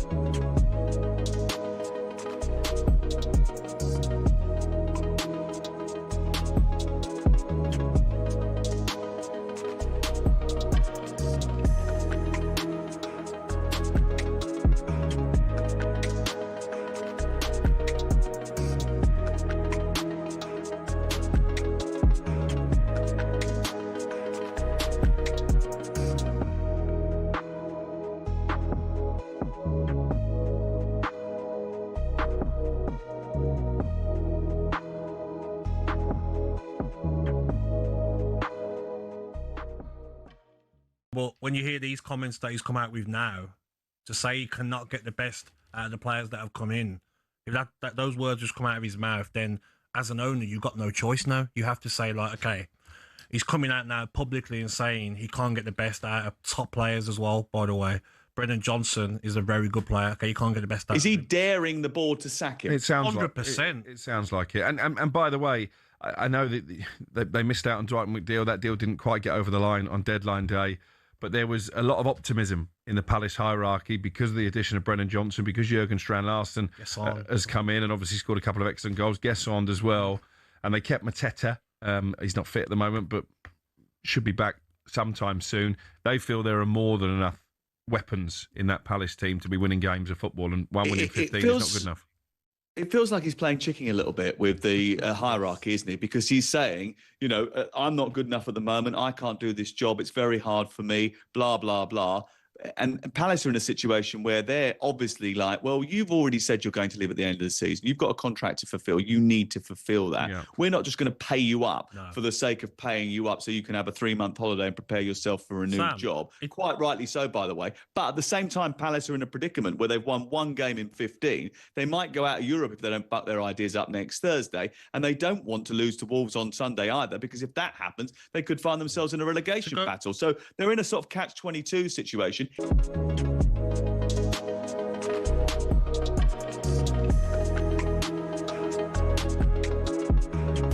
talkSPORT Sports Update, powered by the Nissan Van range. Commercial vehicles built around your business. Search Nissan Vans or head to your local Nissan Van Centre.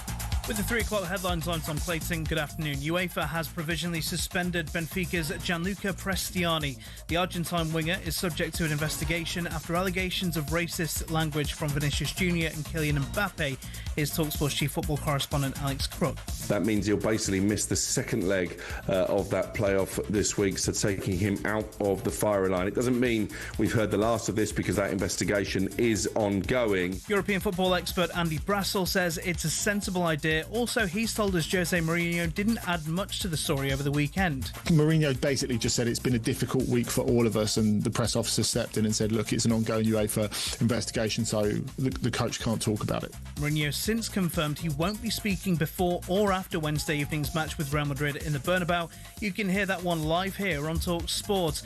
Elsewhere today, Matchroom Boxing's CEO Frank Smith says while the Conor Benn situation is disappointing, he's relishing the chance to compete with Zuffa Boxing in the future.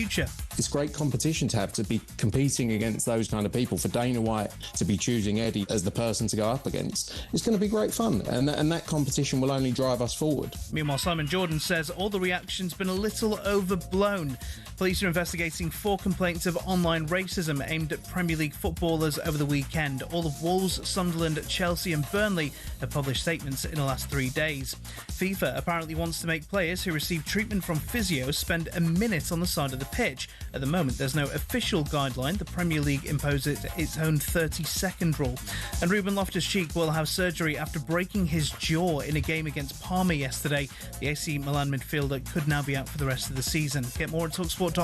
talkSPORT News. It's emerged the Nottingham killer wasn't sectioned because of fears over the number of black men already in custody, and the government's announced education reforms to be more inclusive of students with special educational needs and disabilities. More from the news team at past. talkSPORT weather with QuickFit, your go-to destination for quality tyres from great brands like Continental. Visit your local centre or quickfit.com and book today. Cloud increases from the southwest with a few spots of rain moving northeastwards across England, Scotland and Wales. Mild and breezy for many of us.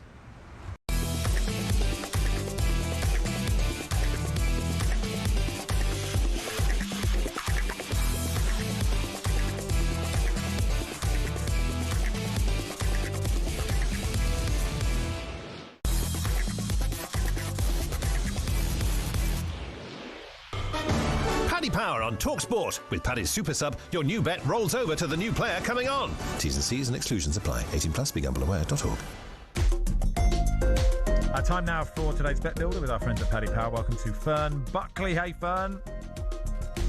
Noon. Yes, nice to chat. How did we do previously? Our last Friday's bet. What happened? Oh, unfortunately, we didn't get over. I think was it 4 goals or over 3.5 goals was put out for it, and it was only 2-1. I think the scoreline. So yeah, didn't quite get it unfortunately, and also Erling Haaland didn't score.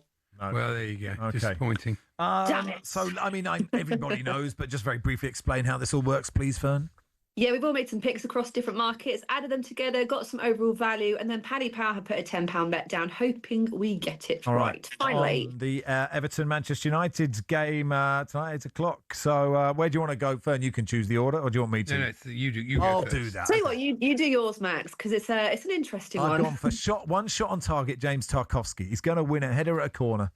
And it may go and it may not, but it will be on target. I guarantee Yes. That's why I was trying to find the reason, because it's a fun one. Sing's only had 3 shots on target in 26 games, so slightly below. Now you tell me, all right. Yeah, I know, slightly below his previous season stats, but like you say, for Everton in the box, most of those shots on target have come from normally corners inside the box. So yeah, for 1 or more shots on target for him, isn't it a 5-1? He's a super sub as well.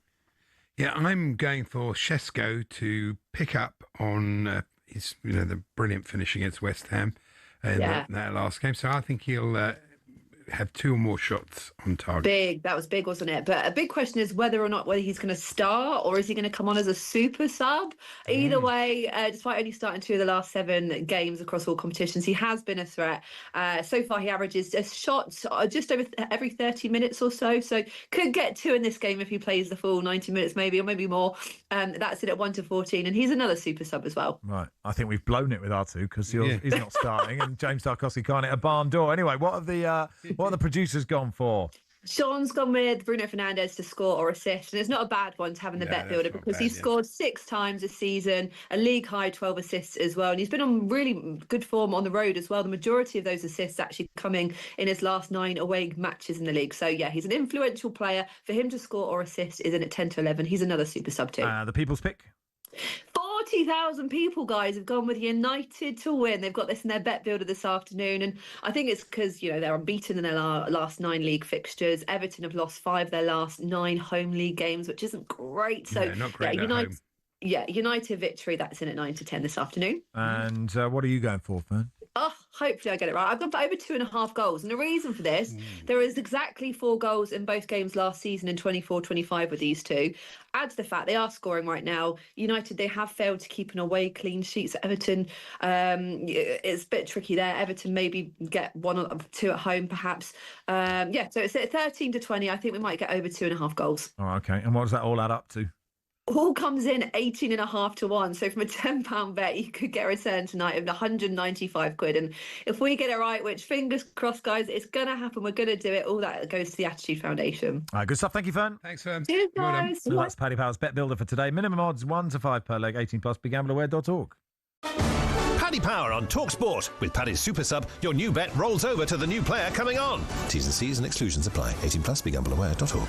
This is exciting from The Guardian's Ben Fisher. Might be too late talking of footballers in the wild. I'm not sure he's talking about Areola being a DJ. He said, I was in the queue with at the US Embassy this morning with Gabriel Jesus and Joby McAnuff. Can they work together as a team? Jesus and McAnuff, little man partnership.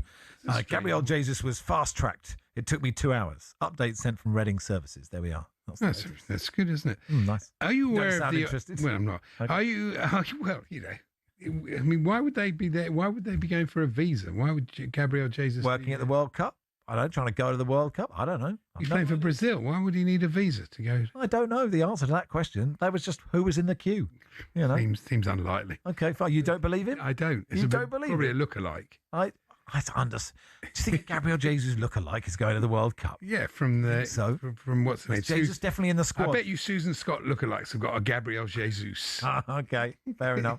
Sorry, the integrity of Ben Fisher's journalistic. Well, no, I don't want to do that. But talking of that, have you heard of the Australian presenter Danica Mason? Danica Mason from Channel 9's Today Show. She was reporting from the Winter Olympics. Oh right, okay. And there's suggestions that she was slurring her words and went off script and started discussing the price of coffee and iguanas. All right. As the slot crossed over into breakfast television, the host, Carl Stefanovic... Yeah, Carl Stefanovic. I know Carl, yeah. Tried to explain that in cold weather you can't actually move your lips. And she said the price of coffee over here is actually fine. It's more than the price of coffee in the US that we're going to have to get used to. I'm not sure about the iguanas. Where are we going with that one? But anyway. All right. She wasn't going on about the price of iguanas. I look forward to seeing her at Cheltenham with that. Tremendous. Ben Fisher says slander. It was him. Oh, okay. Marvellous. Okay. More as we get it. Fantastic. Okay. Brian Limford, who enjoys... Hello, Brian Limford. Writing to the Daily Star every day. Yes. With these amazing letters that have no punctuation in them. Capitals for no reason. Before Twitter, I used to get them sent to me here. I know. Here he goes on the Brit Awards. Right. The looming Brit, that's Capital Awards, highlights its first time in a 49-year history. It will be held up north in Manchester. 16 award categories and compared by Jack Whitehall, Capitals, whose connection runs deep, having studied at Manchester University and started his career there. The award-winning actor and Full Circle Moment, having developed his trademark humour. Full stop. Anticipated. One-word sentence. Brian Limpford of Pontefract. Thank you, Brian. It's more an information exchange than a letter, like a sort of. Talking of that, there's a bloke who writes to the Star, Ian Owen of Wallington. No, the Sun. Okay. Ian Owen of Wallington. Good afternoon, Ian. Ian's fantastic. Ian's letters never add anything to anything. He just basically tells you what's happened. So Okay, that's nice. This is a very typical one of Ian's. Okay, I look forward to it. Arsenal FC have secured their player Bukayo Saka with a new deal which will run to 2031. Yeah, we knew that was in the papers. Mm-hmm. The wages of over £300,000 a week is money well spent, as Bukayo gives 100% every game. Oh, brilliant. What a brilliant observation. With Arsenal currently at the top of the Premier League, I hope he helps them win the title. Yeah, okay. Well, he's given some, he's given a view there, hasn't he? I think Ian trumps Brian in the letters stakes, I would say. There's a bloke on Sky Sports that never adds anything to anything. I call him Ian Owen from Wallington. Right. Are you going to name names? No. No? Okay, fine. I know him as Ian Owen. Right, that's good enough for me. I used to write to Metro on Rush Hour Crush when we were doing the show Yes. to always see if they got in going to the bespectacled bald man on the train to Chiswick. You look great, coffee, ? But it never got in. Imagine if it had got in. It really made my day. Shame. What a shame it didn't get in. Do you want a bit of column fodder? Please. Oh, this is a woman who writes a column in the Mail on Sunday. I love this column. Okay, I doubt I love it, but No, I love it because it's tremendous. You just read it and you think, you actually got paid for writing this. It's quite sensational. I mean, I do get accused of that. And there was a little bit at the end, because obviously, she has to have a certain amount Oh, of yeah, a words. few little bits and another bit. There was another bit at the here. bottom. Sunset snaps that leave me seeing red. Okay. It's easy to feel peeved at photos of beautiful sunsets pinging onto your phone from other people's half-term trips. A ruby red sea, a tangerine-coloured Indian Ocean, a striated pink over the Atlantic. Here there is no sun to set. Photos of waterlogged tulip pots just don't strike the same note. Look, I'm not giving it a Pulitzer. Oh, come on.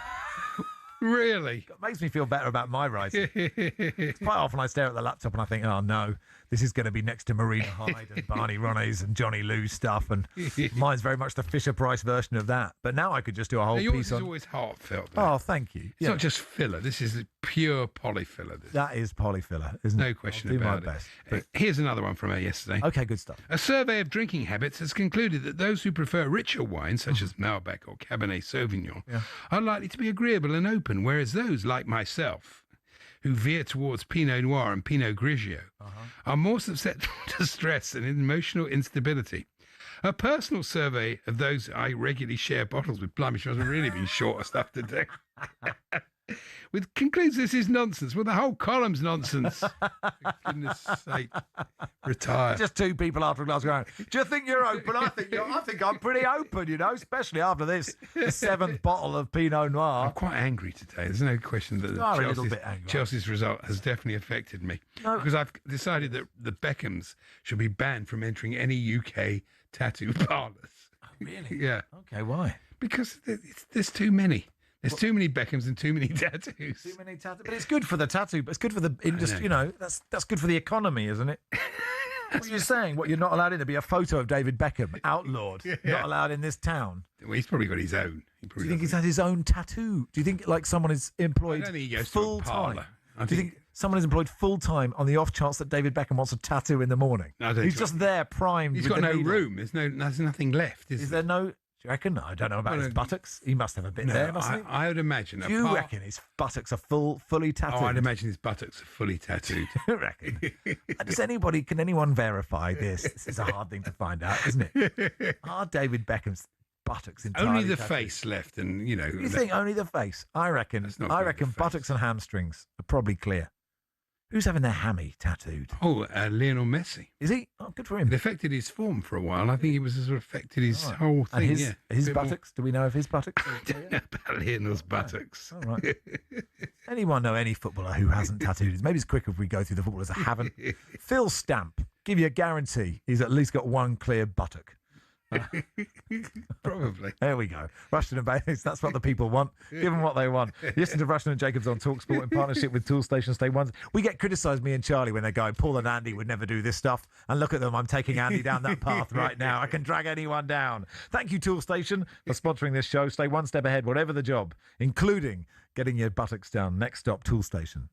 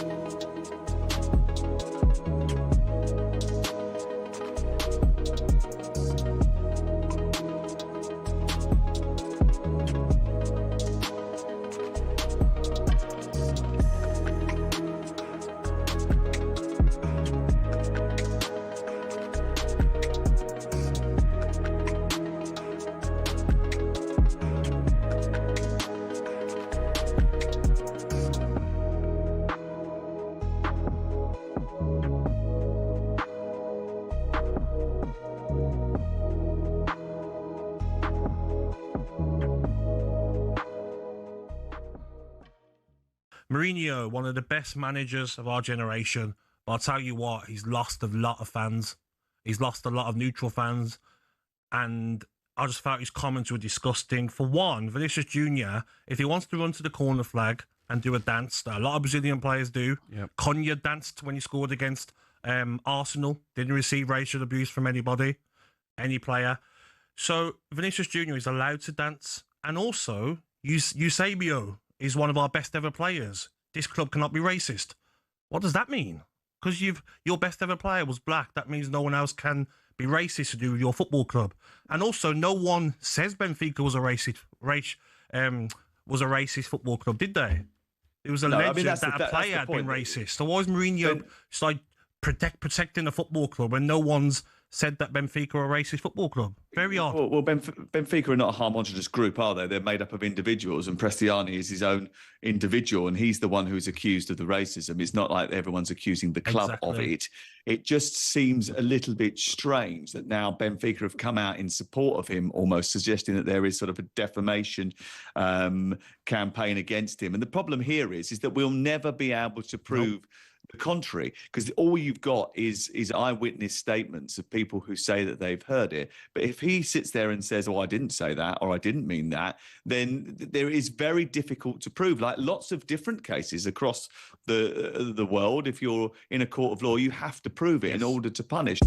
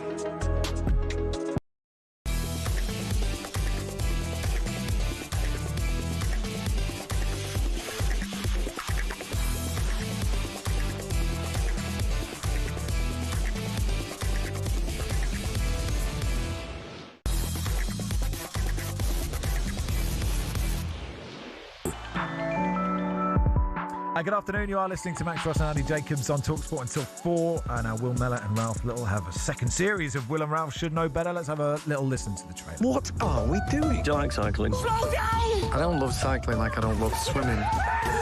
It's not that I can't do it, I just don't want to. The older you get, the less you do, the more scared you are of doing things that you've never done before. For our next adventure, stand-up comedy. Now that I've said it out loud, it's a terrible idea. Ralph, what are you doing? I'm turning it off. You're not supposed to do that. Was that a fart? Yeah, it's scary. But if you push through that and you come out the other side, there's no better feeling. It works! That was actually amazing. Will Mellor joins us. Say, Will. Hello, lads. Yeah, you've got a second series. Never easy to get one, so that's great. Yeah, no, the first series was unbelievable. I mean, it was number one, and we wanted to make a show that was different to what you'd expect it to be. You think me and Ralph going around the country, getting up to all sorts, having fun. That is it. But there's a lot more to it than that. It's the journey, it's as well, being in the cars all cameraed up. But also it's about challenging yourself, and we're not young men anymore, and it's seeing how we react in different situations and what we take away from it. And there's some quite deep and meaningfuls that go on as well. So it's not just us messing around. There's a lot more to it. And yeah, we loved it, and yeah, we've done more, and hopefully people will enjoy this series as well. Stand-up is a terrifying thing. For someone who... I think I'm occasionally humorous, but there is a big step to going on and actually do, and I'd never have the balls to do it. Well, neither would I. That's why. That's what I love about this show is it pushes you out of your comfort zone, and it puts you in places that you sort of go, I'd like to do that, but no, I'm not going to have a go. And then the episode, because every episode has got a theme, and the episode is called Fear. So we face our fears. So we do 3 challenges or 3 different things we have to do, and the main one was stand up. And we don't know, like sometimes I know and Ralph doesn't, and on this one he set this up and we had to go and do stand up in Glasgow. Who famously love the English. 5 minutes. So, how long are you doing 15 minutes. 15 minutes. Well, we were supposed to do 10, and then I ran away with myself a little bit. But so it's like, what I can describe it to, it's like, when I did Strictly, there was a point when they'd go, dancing the jive, it's Will Mellor, and we call that the vocal laxative, because at that point, there's no turning back.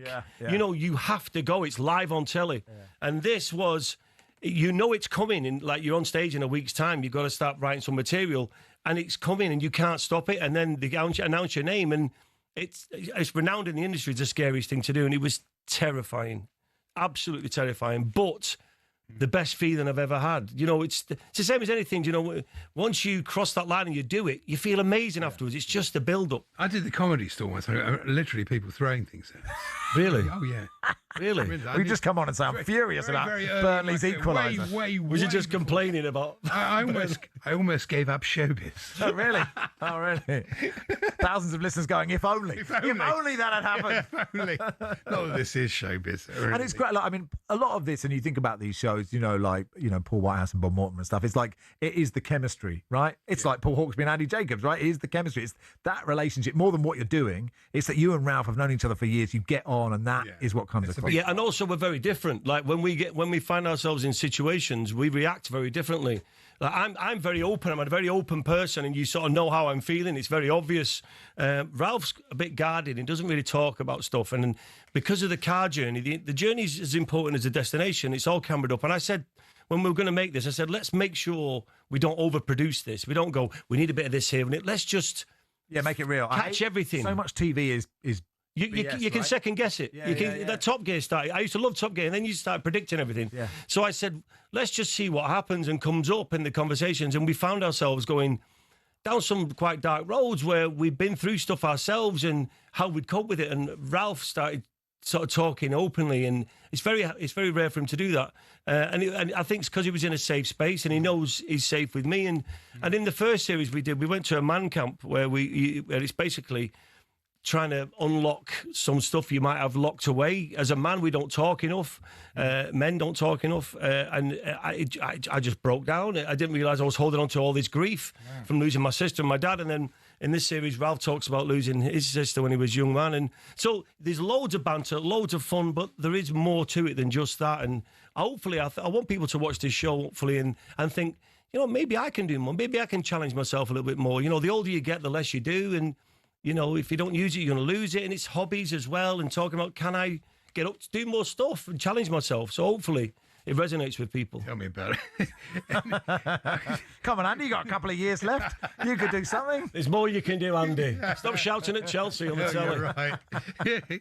Max was saying before, we were talking about Ralph, and Max said, I've played football with Ralph. He's a bit of a nightmare. I was thinking, oh, come on.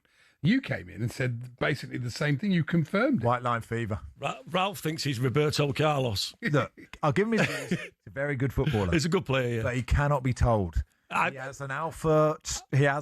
There is a game that I've played quite a lot when I lived here, and this, and it's who's free on a Friday morning. It's taxi drivers and actors who are either really well known or out of work. It's a really funny mix of people. And I just said to him once, track back, and he was like, I'm not as good as him. So he was like, not having any of that, and that was the end. So like it was, and I'm not a very confrontational person. Well, and it was on the pitch, someone said to me, someone said to me, if you have a row with Ralph Little on a football pitch, the two things will happen: either you will back down, or one of you will die. Like eventually, because he won't give up. Yeah. So you're like, okay, I'll let him win. Yeah, he's not like that as well in normal life. He's not like that, not confrontational at all. No. But on the football pitch, I've seen him shouting at like Dennis Irwin, Roy Keane, like ex-professional footballers going, "Oi, track back, Roy, get hold of the ball, pass it first time." I'm like, Ralph, do you know what you're doing? And he can't be told. He can, dish it out. Can't take it. No. Excellent left foot. Yeah. So we should do some Man Uniteds. Yes. We come on a lot to talk about Man Uniteds. And what a turnaround it's been. Right?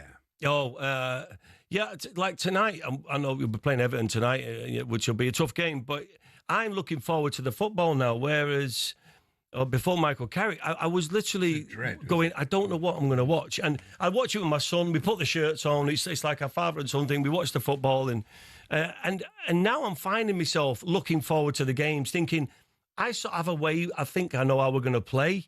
And I thought West Ham did very well when they played us and drew against us. That's stopping us play. But Michael Carrick has brought the fun and the energy and the expectation what we're going to play like and enjoying the game now. And yeah, it's been an amazing turnaround. And I think he's just took the shackles off and let the players be themselves and put players in their best positions. I know it sounds easy, but I don't know why people mess with it.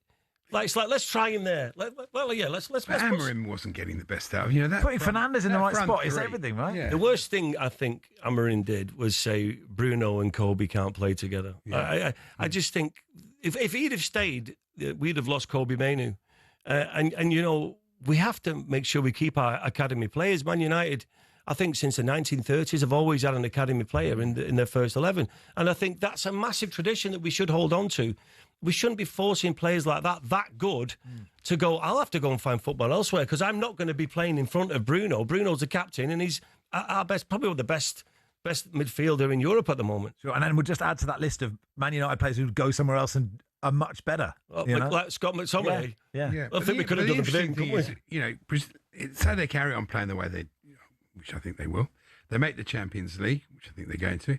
Then what do they do with Carrick? That's the big question. That is the big question. And people, and I know there's been a lot of pundits, Roy Keane especially, saying, no, we have to find someone with, experience, someone with character. I just think, isn't the most important thing is, do the players enjoy playing under their manager? And the fact is, if we finish in the Champions League spots this season, and we do change him, and we bring someone else in, where's the guarantee that's going to work? Yeah. And the pressure on that guy first couple of games, instantly. Because the crowd will turn. They'll just go, we told you. Because I think all the fans want is to see attractive football, someone who knows what the club wants, and Michael Carrick knows exactly what is needed from the players and what the fans want.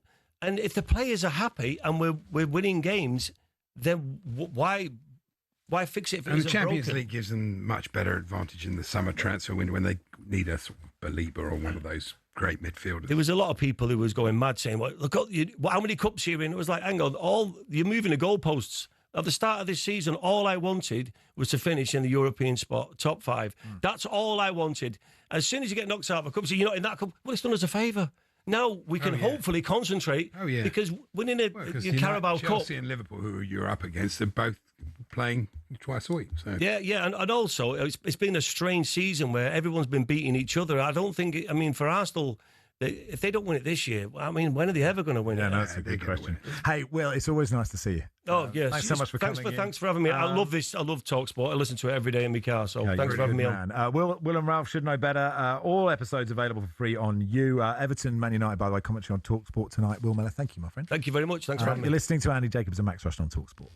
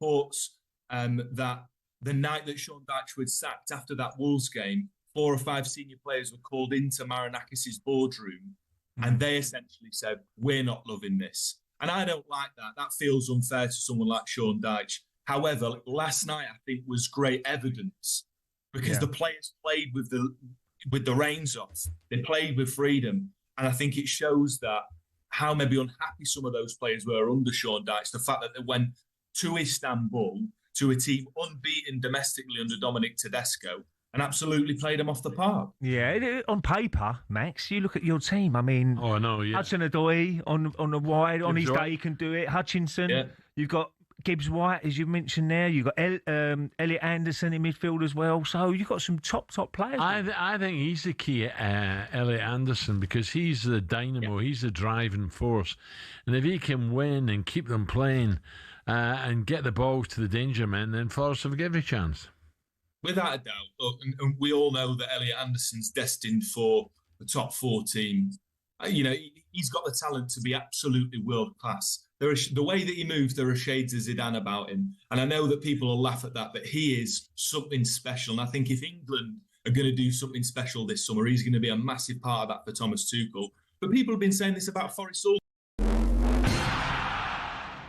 The president of Matchroom Boxing has been criticising Conor Benn's move to Dana White's Zuffa Boxing. Barry Hearn has called that decision classless. I think in my 50-odd years of promoting sport, this is the most horrible, outrageous. I didn't think he was that type of boy. I mean, look, maybe we got it wrong with Conor. Maybe we took his side and we believed everything he said. And maybe we were wrong. Well, talkSPORT boxing expert Adam Catterall has shared his reaction. This pulls Eddie Hearn's pants down in front of everybody. One of his prized assets has left ship and gone and parked his bus in the car park of his current biggest rival that he's absolutely at loggerheads with. Ben says he still wants Eddie Hearn as part of his team. Now, Martin Keown is not convinced by Igor Tudor's approach in the North London derby. He didn't press Arsenal. He allowed them to grow in the game. I thought his tactics were wrong.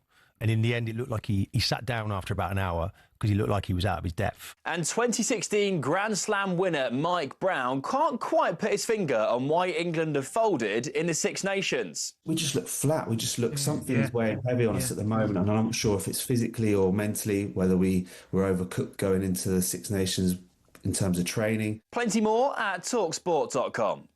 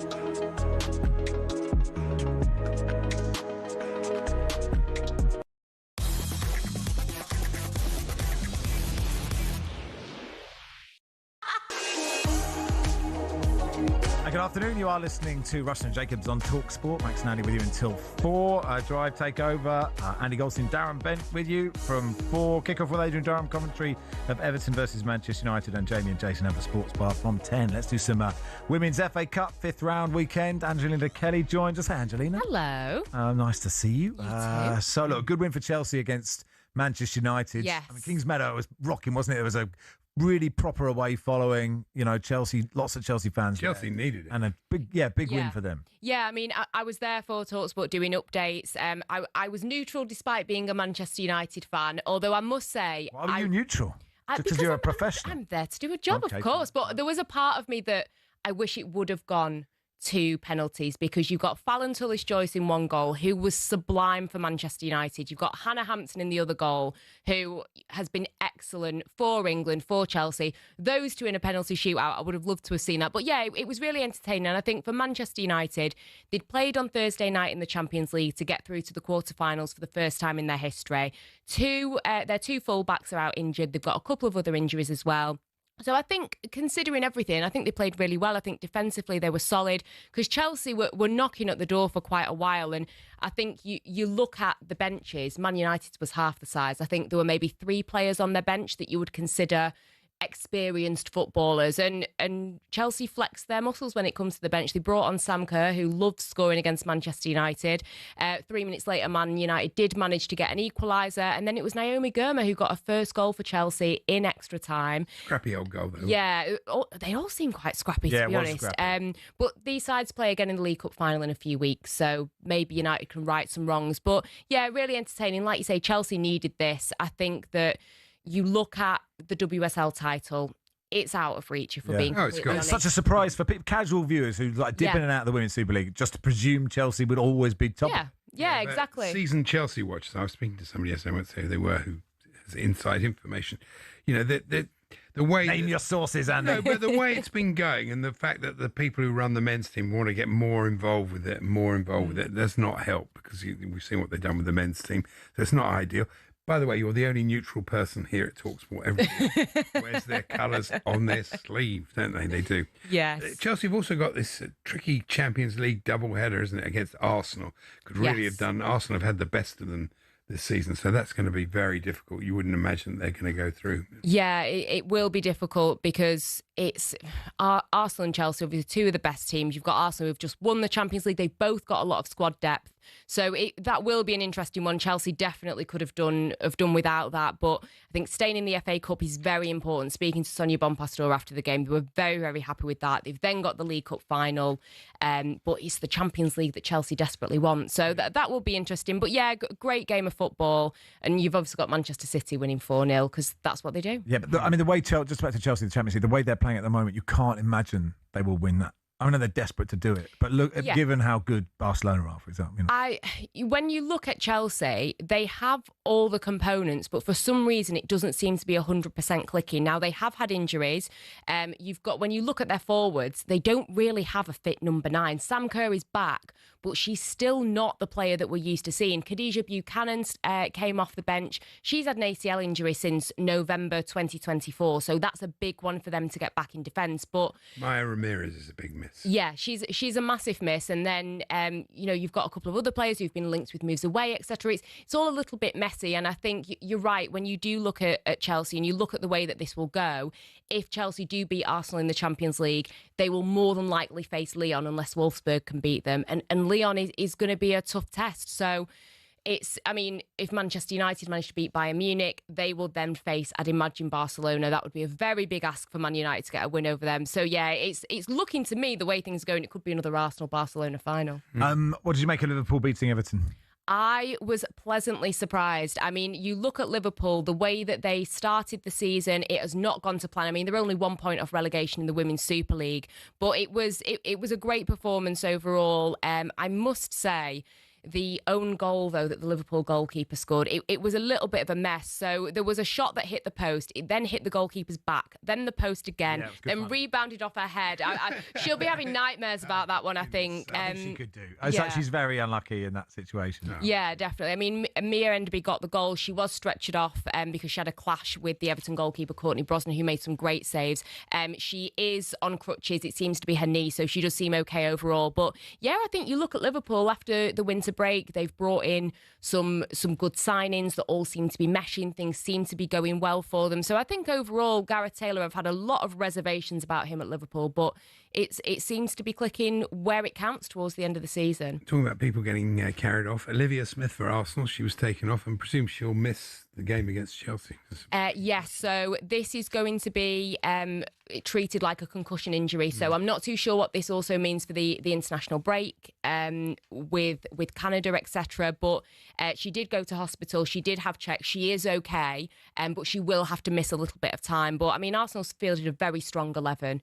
They've won the FA Cup 14 times. They'll want to win it again. So, what you'd expect, a win over Bristol City. And Kim Little, is just defying her age, scored 2 in a row now in the FA Cup. So, London City Lionesses play Tottenham tonight. I watched Tottenham, that sort of Villa game where they was more fluid attacking football from Tottenham's women in one game than Tottenham's men in the entire season. It was like a 7-3 win or something. It was a ludicrous game. Insane. But they play London City Lionesses, who are a really interesting story, aren't they? Like a women's team without a men's team affiliated to them, with a very rich owner who is buying.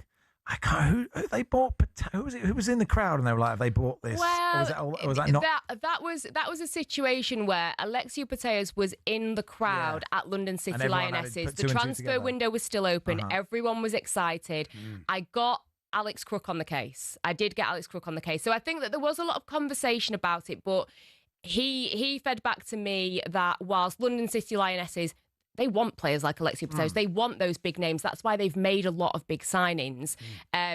During that transfer window, obviously the move didn't happen, but their kind of word is, why can't we sign someone like that? They're mid-table. Is this a good enough first season for them in the WSL? I think it depends who you ask. Me personally, I think that we've seen a lot of times teams get promoted and get relegated straight away. So I think for London City Lionesses, the fact that they've got about 17 new players, they've changed their manager as well. The manager they've brought in isn't really proven. His last job was with Tenerife. He's not won anything of note. So I think overall, to be kind of in the middle of the WSL, it is a great starting point to continue from. But knowing Michelle Kang, the owner, and the way that she speaks, she wants them winning. School of owning. Yeah, she wants them winning the WSL in like the next couple of years. So I think baby steps, but overall they've had a really good account of themselves. It won't be easy facing Tottenham though, because they've had an excellent season considering they were near relegation last season. Martin Ho, the manager's done an excellent job, and they've got some good signings. So and nice to see Fran Kirby back amongst the goals. Yes, rolling back the years, goal and assist for Brighton. That was great from her, and obviously the Brighton manager has been away for a month because of the passing of his father, who was also involved in Brighton with the women's and girls football. So he came back. Good for them to get a win for him. I know that he got a good reception from the Brighton fans, etc. Thank you, Angelina. Lovely to see you. You too. Angelina Kelly there. Joe says, on a dog walk an hour or so ago, I randomly thought it's quite smart how Alex can be in another country and present talkSPORT. I've just sat down, set the TV on, and he's in the studio. But the key is, I said this to Barry yesterday, the key is that when I do shows, because everyone says you've got to be in the room together, and I say actually I need to make these shows a bit worse than the shows where I'm in my shed in Australia, so people go, they can't be in the room together. So I'm only going to, over the next 2 weeks, just deliver like 6 out of 10 at my very best. Anyway, you're listening to Rushden and Jacobs on talkSPORT in partnership with Toolstation. Pick up your wet weather essentials today. Next stop, Toolstation. Dan Fudge, host of the EFL Network show on talkSPORT 2, is a Sheffield Wednesday fan, and we will commiserate with him in just a second.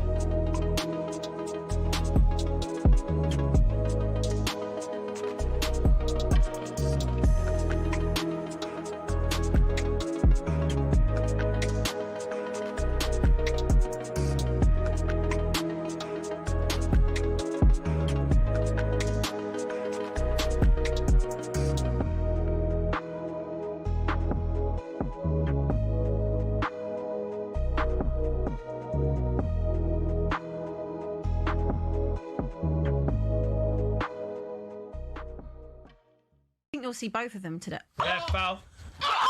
Thank you. Free Definitely kick. free kick. He's given a free 100%. He's given a free What kick. are we doing here? Ref, don't let Cross comes in from the right-hand side. Gabriel goes up to win the header. Ref, what are we doing Conan here? Moani takes it down and scores. Ref, what are we The doing here? referee, as soon as the ball hit the back of the net, has given a foul. Ref, what are we How doing much here? contact is there? Ref, let's Has not he be dumb. pushed him? Has he shoved him? Let's have a look at a replay, Abby. Ref, let's I not bet be this dumb. is soft. This is going to be so soft. If it's soft, and so because it's soft doesn't mean it's not a foul. Let's get that one Imagine right. if it was on you lot. It's not though. It's on you. Gallagher, ball comes in.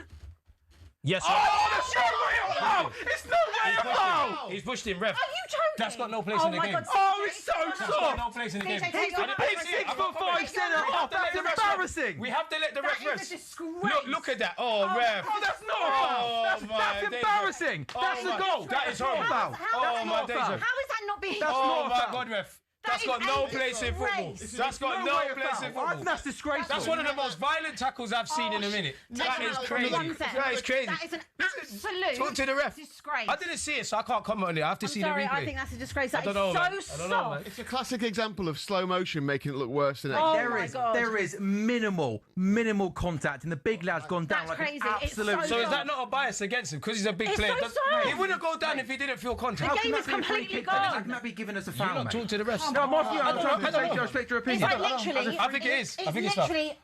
See? Abby, That is. That hurts. Yellow card, see? Well, do you know what? This is the problem with the modern game because the game is well and truly.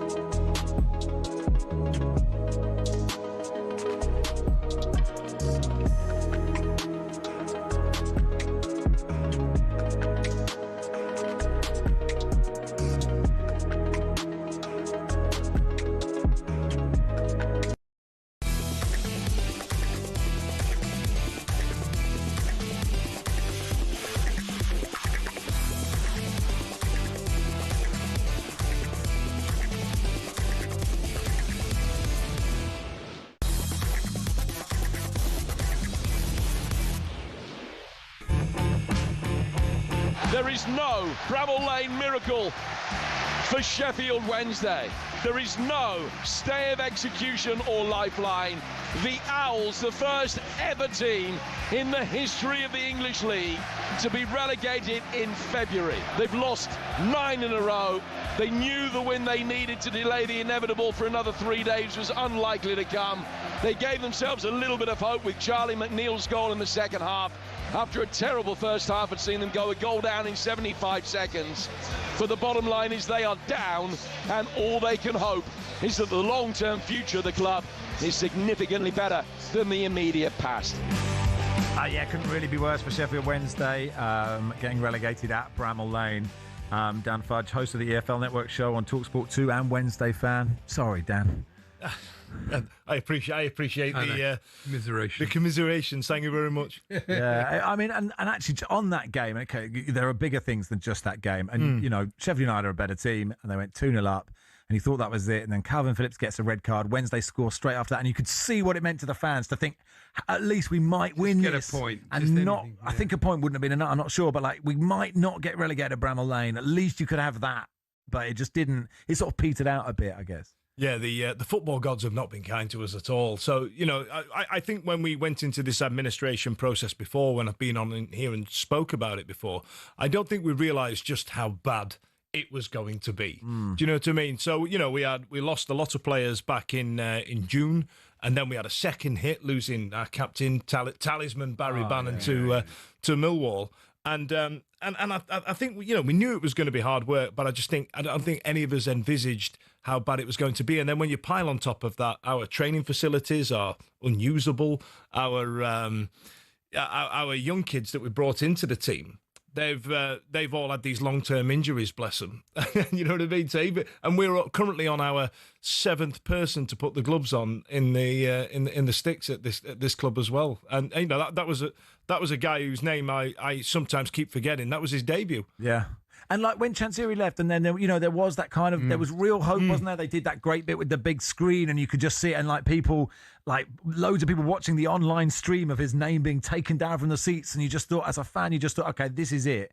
And I don't know really how the process works, but I presume you thought at that stage, okay, we might not survive, but there's hope. And I don't know if there is. I don't know, where is the hope at the moment? Is it there still? Well, I'm currently just been scrolling social media as I was waiting in the green room just then, and I feel like we've lost all hope as it stands right now. The issue being is that the process with the EFL takes its time as it does.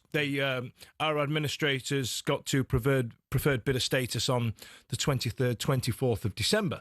The EFL 9 to 5 folks had 2 weeks off at Christmas and then announced on the 4th of January that, we've received preferred bidder status from the potential owner, which has transpired to be a chap called James Board, who was, ironically, whose company was also involved in the in the AI stats Ruben Sayers experiment at Sheffield United. Right, okay. So his ties with that club have now moved on, and now we're literally sat waiting for the EFL. And then the waters have been somewhat muddied a little bit as well with the addition of the independent football regulator wanting to know exactly what's going on as things are taking place. We're starting to get to the end of the process. That's if James Board passes the fit and proper person's test. If not, we've got another few months to try and eke it out, as it were, to see who else might be available to come and kick the tyres. So is there a danger of more points deduction? There was a rumour of, if we don't have this over the line by a certain period, that we might start our League One season with minus 15 points. But that's the issue with this. It's the fans and the club that get punished for the mistakes of somebody that owns sure. it. And if they're not there, I don't understand the processes. Maybe it needs to be there. Do you know what I mean? But on face value, you just think it's not helpful. Feel fair. It doesn't feel fair, right? And clearly, the EFL have to have measures in place so clubs, are run professionally. But is there a danger? Will Sheffield Wednesday definitely be there in August to start the League One season? Do we know that? I feel that the administrators are doing a great job on keeping us afloat. I feel like sympathy is starting to wane for them somewhat. I was fortunate enough to speak to one of the administrators, a guy called Chris Wigfield, who happens to be a Sheffield Wednesday fan himself. And I said, "You're quite a popular character." This was November, and he went. And he actually said, "Dan, if we're still there in March, I can feel that popularity slipping." Yeah. And as March ebbs closer, then I feel like there might be some questions asked of the of Begbie's trainer that are manning the administration process. But I trust them. This isn't the first time they've been through this process. Do I trust the EFL in its processes? That might be a different conversation for another day. But they need Sheffield Wednesday in the league, right? It's not the size of the club doesn't matter actually, right? No. But the key is that you have, whatever league you're in, your existence, right? We get caught up, and of course we should, on results and who's where and who's what. It is your existence, right? Yes. Because if you are a lower league fan, okay, Wednesday are a big club and they have won, etc., etc. But as a Cambridge fan, it isn't the results, right? It is just, and when I went week in, week out and home and away, you'd be like, it's actually what happens on the pitch is just such a tiny part of this. It's the community and all those things. And it might sound twee and trite, but that's what football actually is. Whether it's Real Madrid or it's Sheffield Wednesday or Cambridge United or Nuneaton or whatever. And so that's the key, is be there, exist, right? Yes. Before anything else. Yeah, that's first and foremost. And once we got through that, you referenced that Chansiri had gone and we had our first game against Oxford, that we then lost 2-1 and from a big long-range slap that was not exactly one of those big beauty goals, but it really took the wind out of our sails. And I think that's when we started to look down the barrel of the gun and go, this is going to be a little tough, this is going to be worse than what we thought. And then the transfer window opened in January and more people left, and we're thinking, wow, I wouldn't even know the names of the kids to put on the back of my shirt if I wanted to, you know what I mean? I don't think fans at the Bernabeu are happy just to exist. I think you'll find they've got a bit more entitlement than that. No, I see your point. I see your point. But maybe they should. They should, as Oliver Glasser said, be humble. They don't know the born, do they? They do not know their born. You're absolutely right. Definitely I'm not interested. humble. What of Sheffield United? Obviously, there will be glee at the weekend right, of winning and sending Wednesday down. But I just wonder, in that you know, in that moment, that sort of football family thing that I don't necessarily believe exists. Like, and you can't.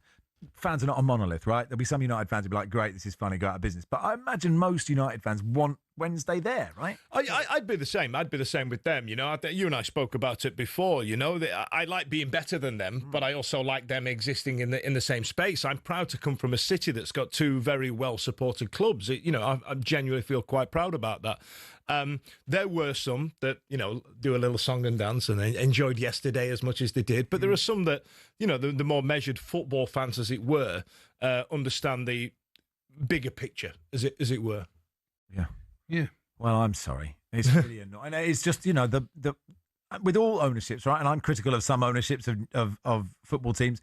The fans have you've got no say, right? No. Maybe the regulator changes that. I don't know if it... Don't you think Arsenal fans would be delighted to see Spurs go down? I'd be delighted to see them go down, but wouldn't be delighted for Spurs to not exist. Oh, I see. Yeah. That's the difference, right? Yeah, of that's course. a good point, yeah. Sheffield United fans delighted that that's where they relegated Sheffield Wednesday. But they want you to still kick about and be worse, right? Yeah, absolutely. I think the worst bit about this is we could potentially be playing Spurs next year if we'd have stayed up. You know what I mean? We missed a good away day there. Probably play them in League One in 2 years. Now it's Bromley away we're looking at. Yeah, or Cambridge away. You never know. I like both.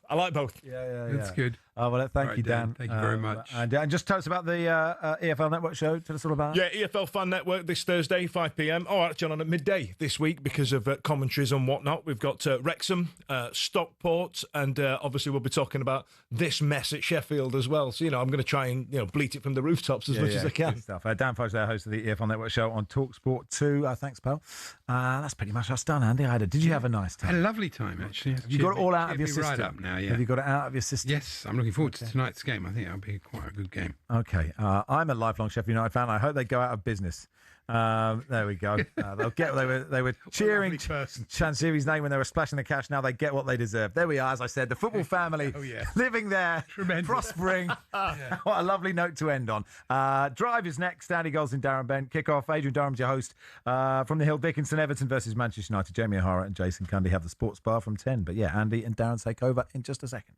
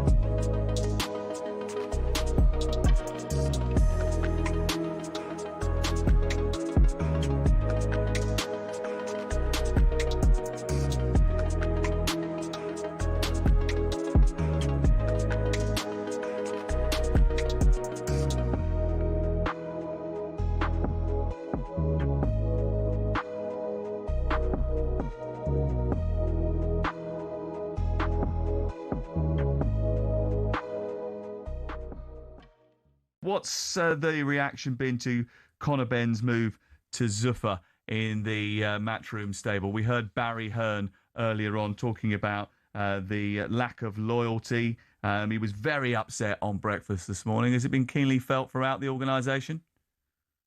Yeah, look, we're all different. We've been through a lot with Conor over the years. We've stood by him in tough times. You know, my mindset is very much it is what it is, and we have to move on. You know, we have a huge business. We deliver 40 events a year around the world. We've got a sold-out show this weekend in Phoenix, and if you spend too much time, you know, focusing on that, you're not going to focus on the positive. It's a shame, you know, but we are where we are. Barry Hearn quite upset on the breakfast show. Eddie Hearn talked about it as well, saying that maybe they made a mistake with Conor. They thought that they had, you know, that they had a relationship with him. They've been with him for a long time. They'd earned a little bit of loyalty from him. Barry did say, if you want loyalty, buy a dog at the same time. But the situation is that Conor Benn, who they stuck with during a very difficult period.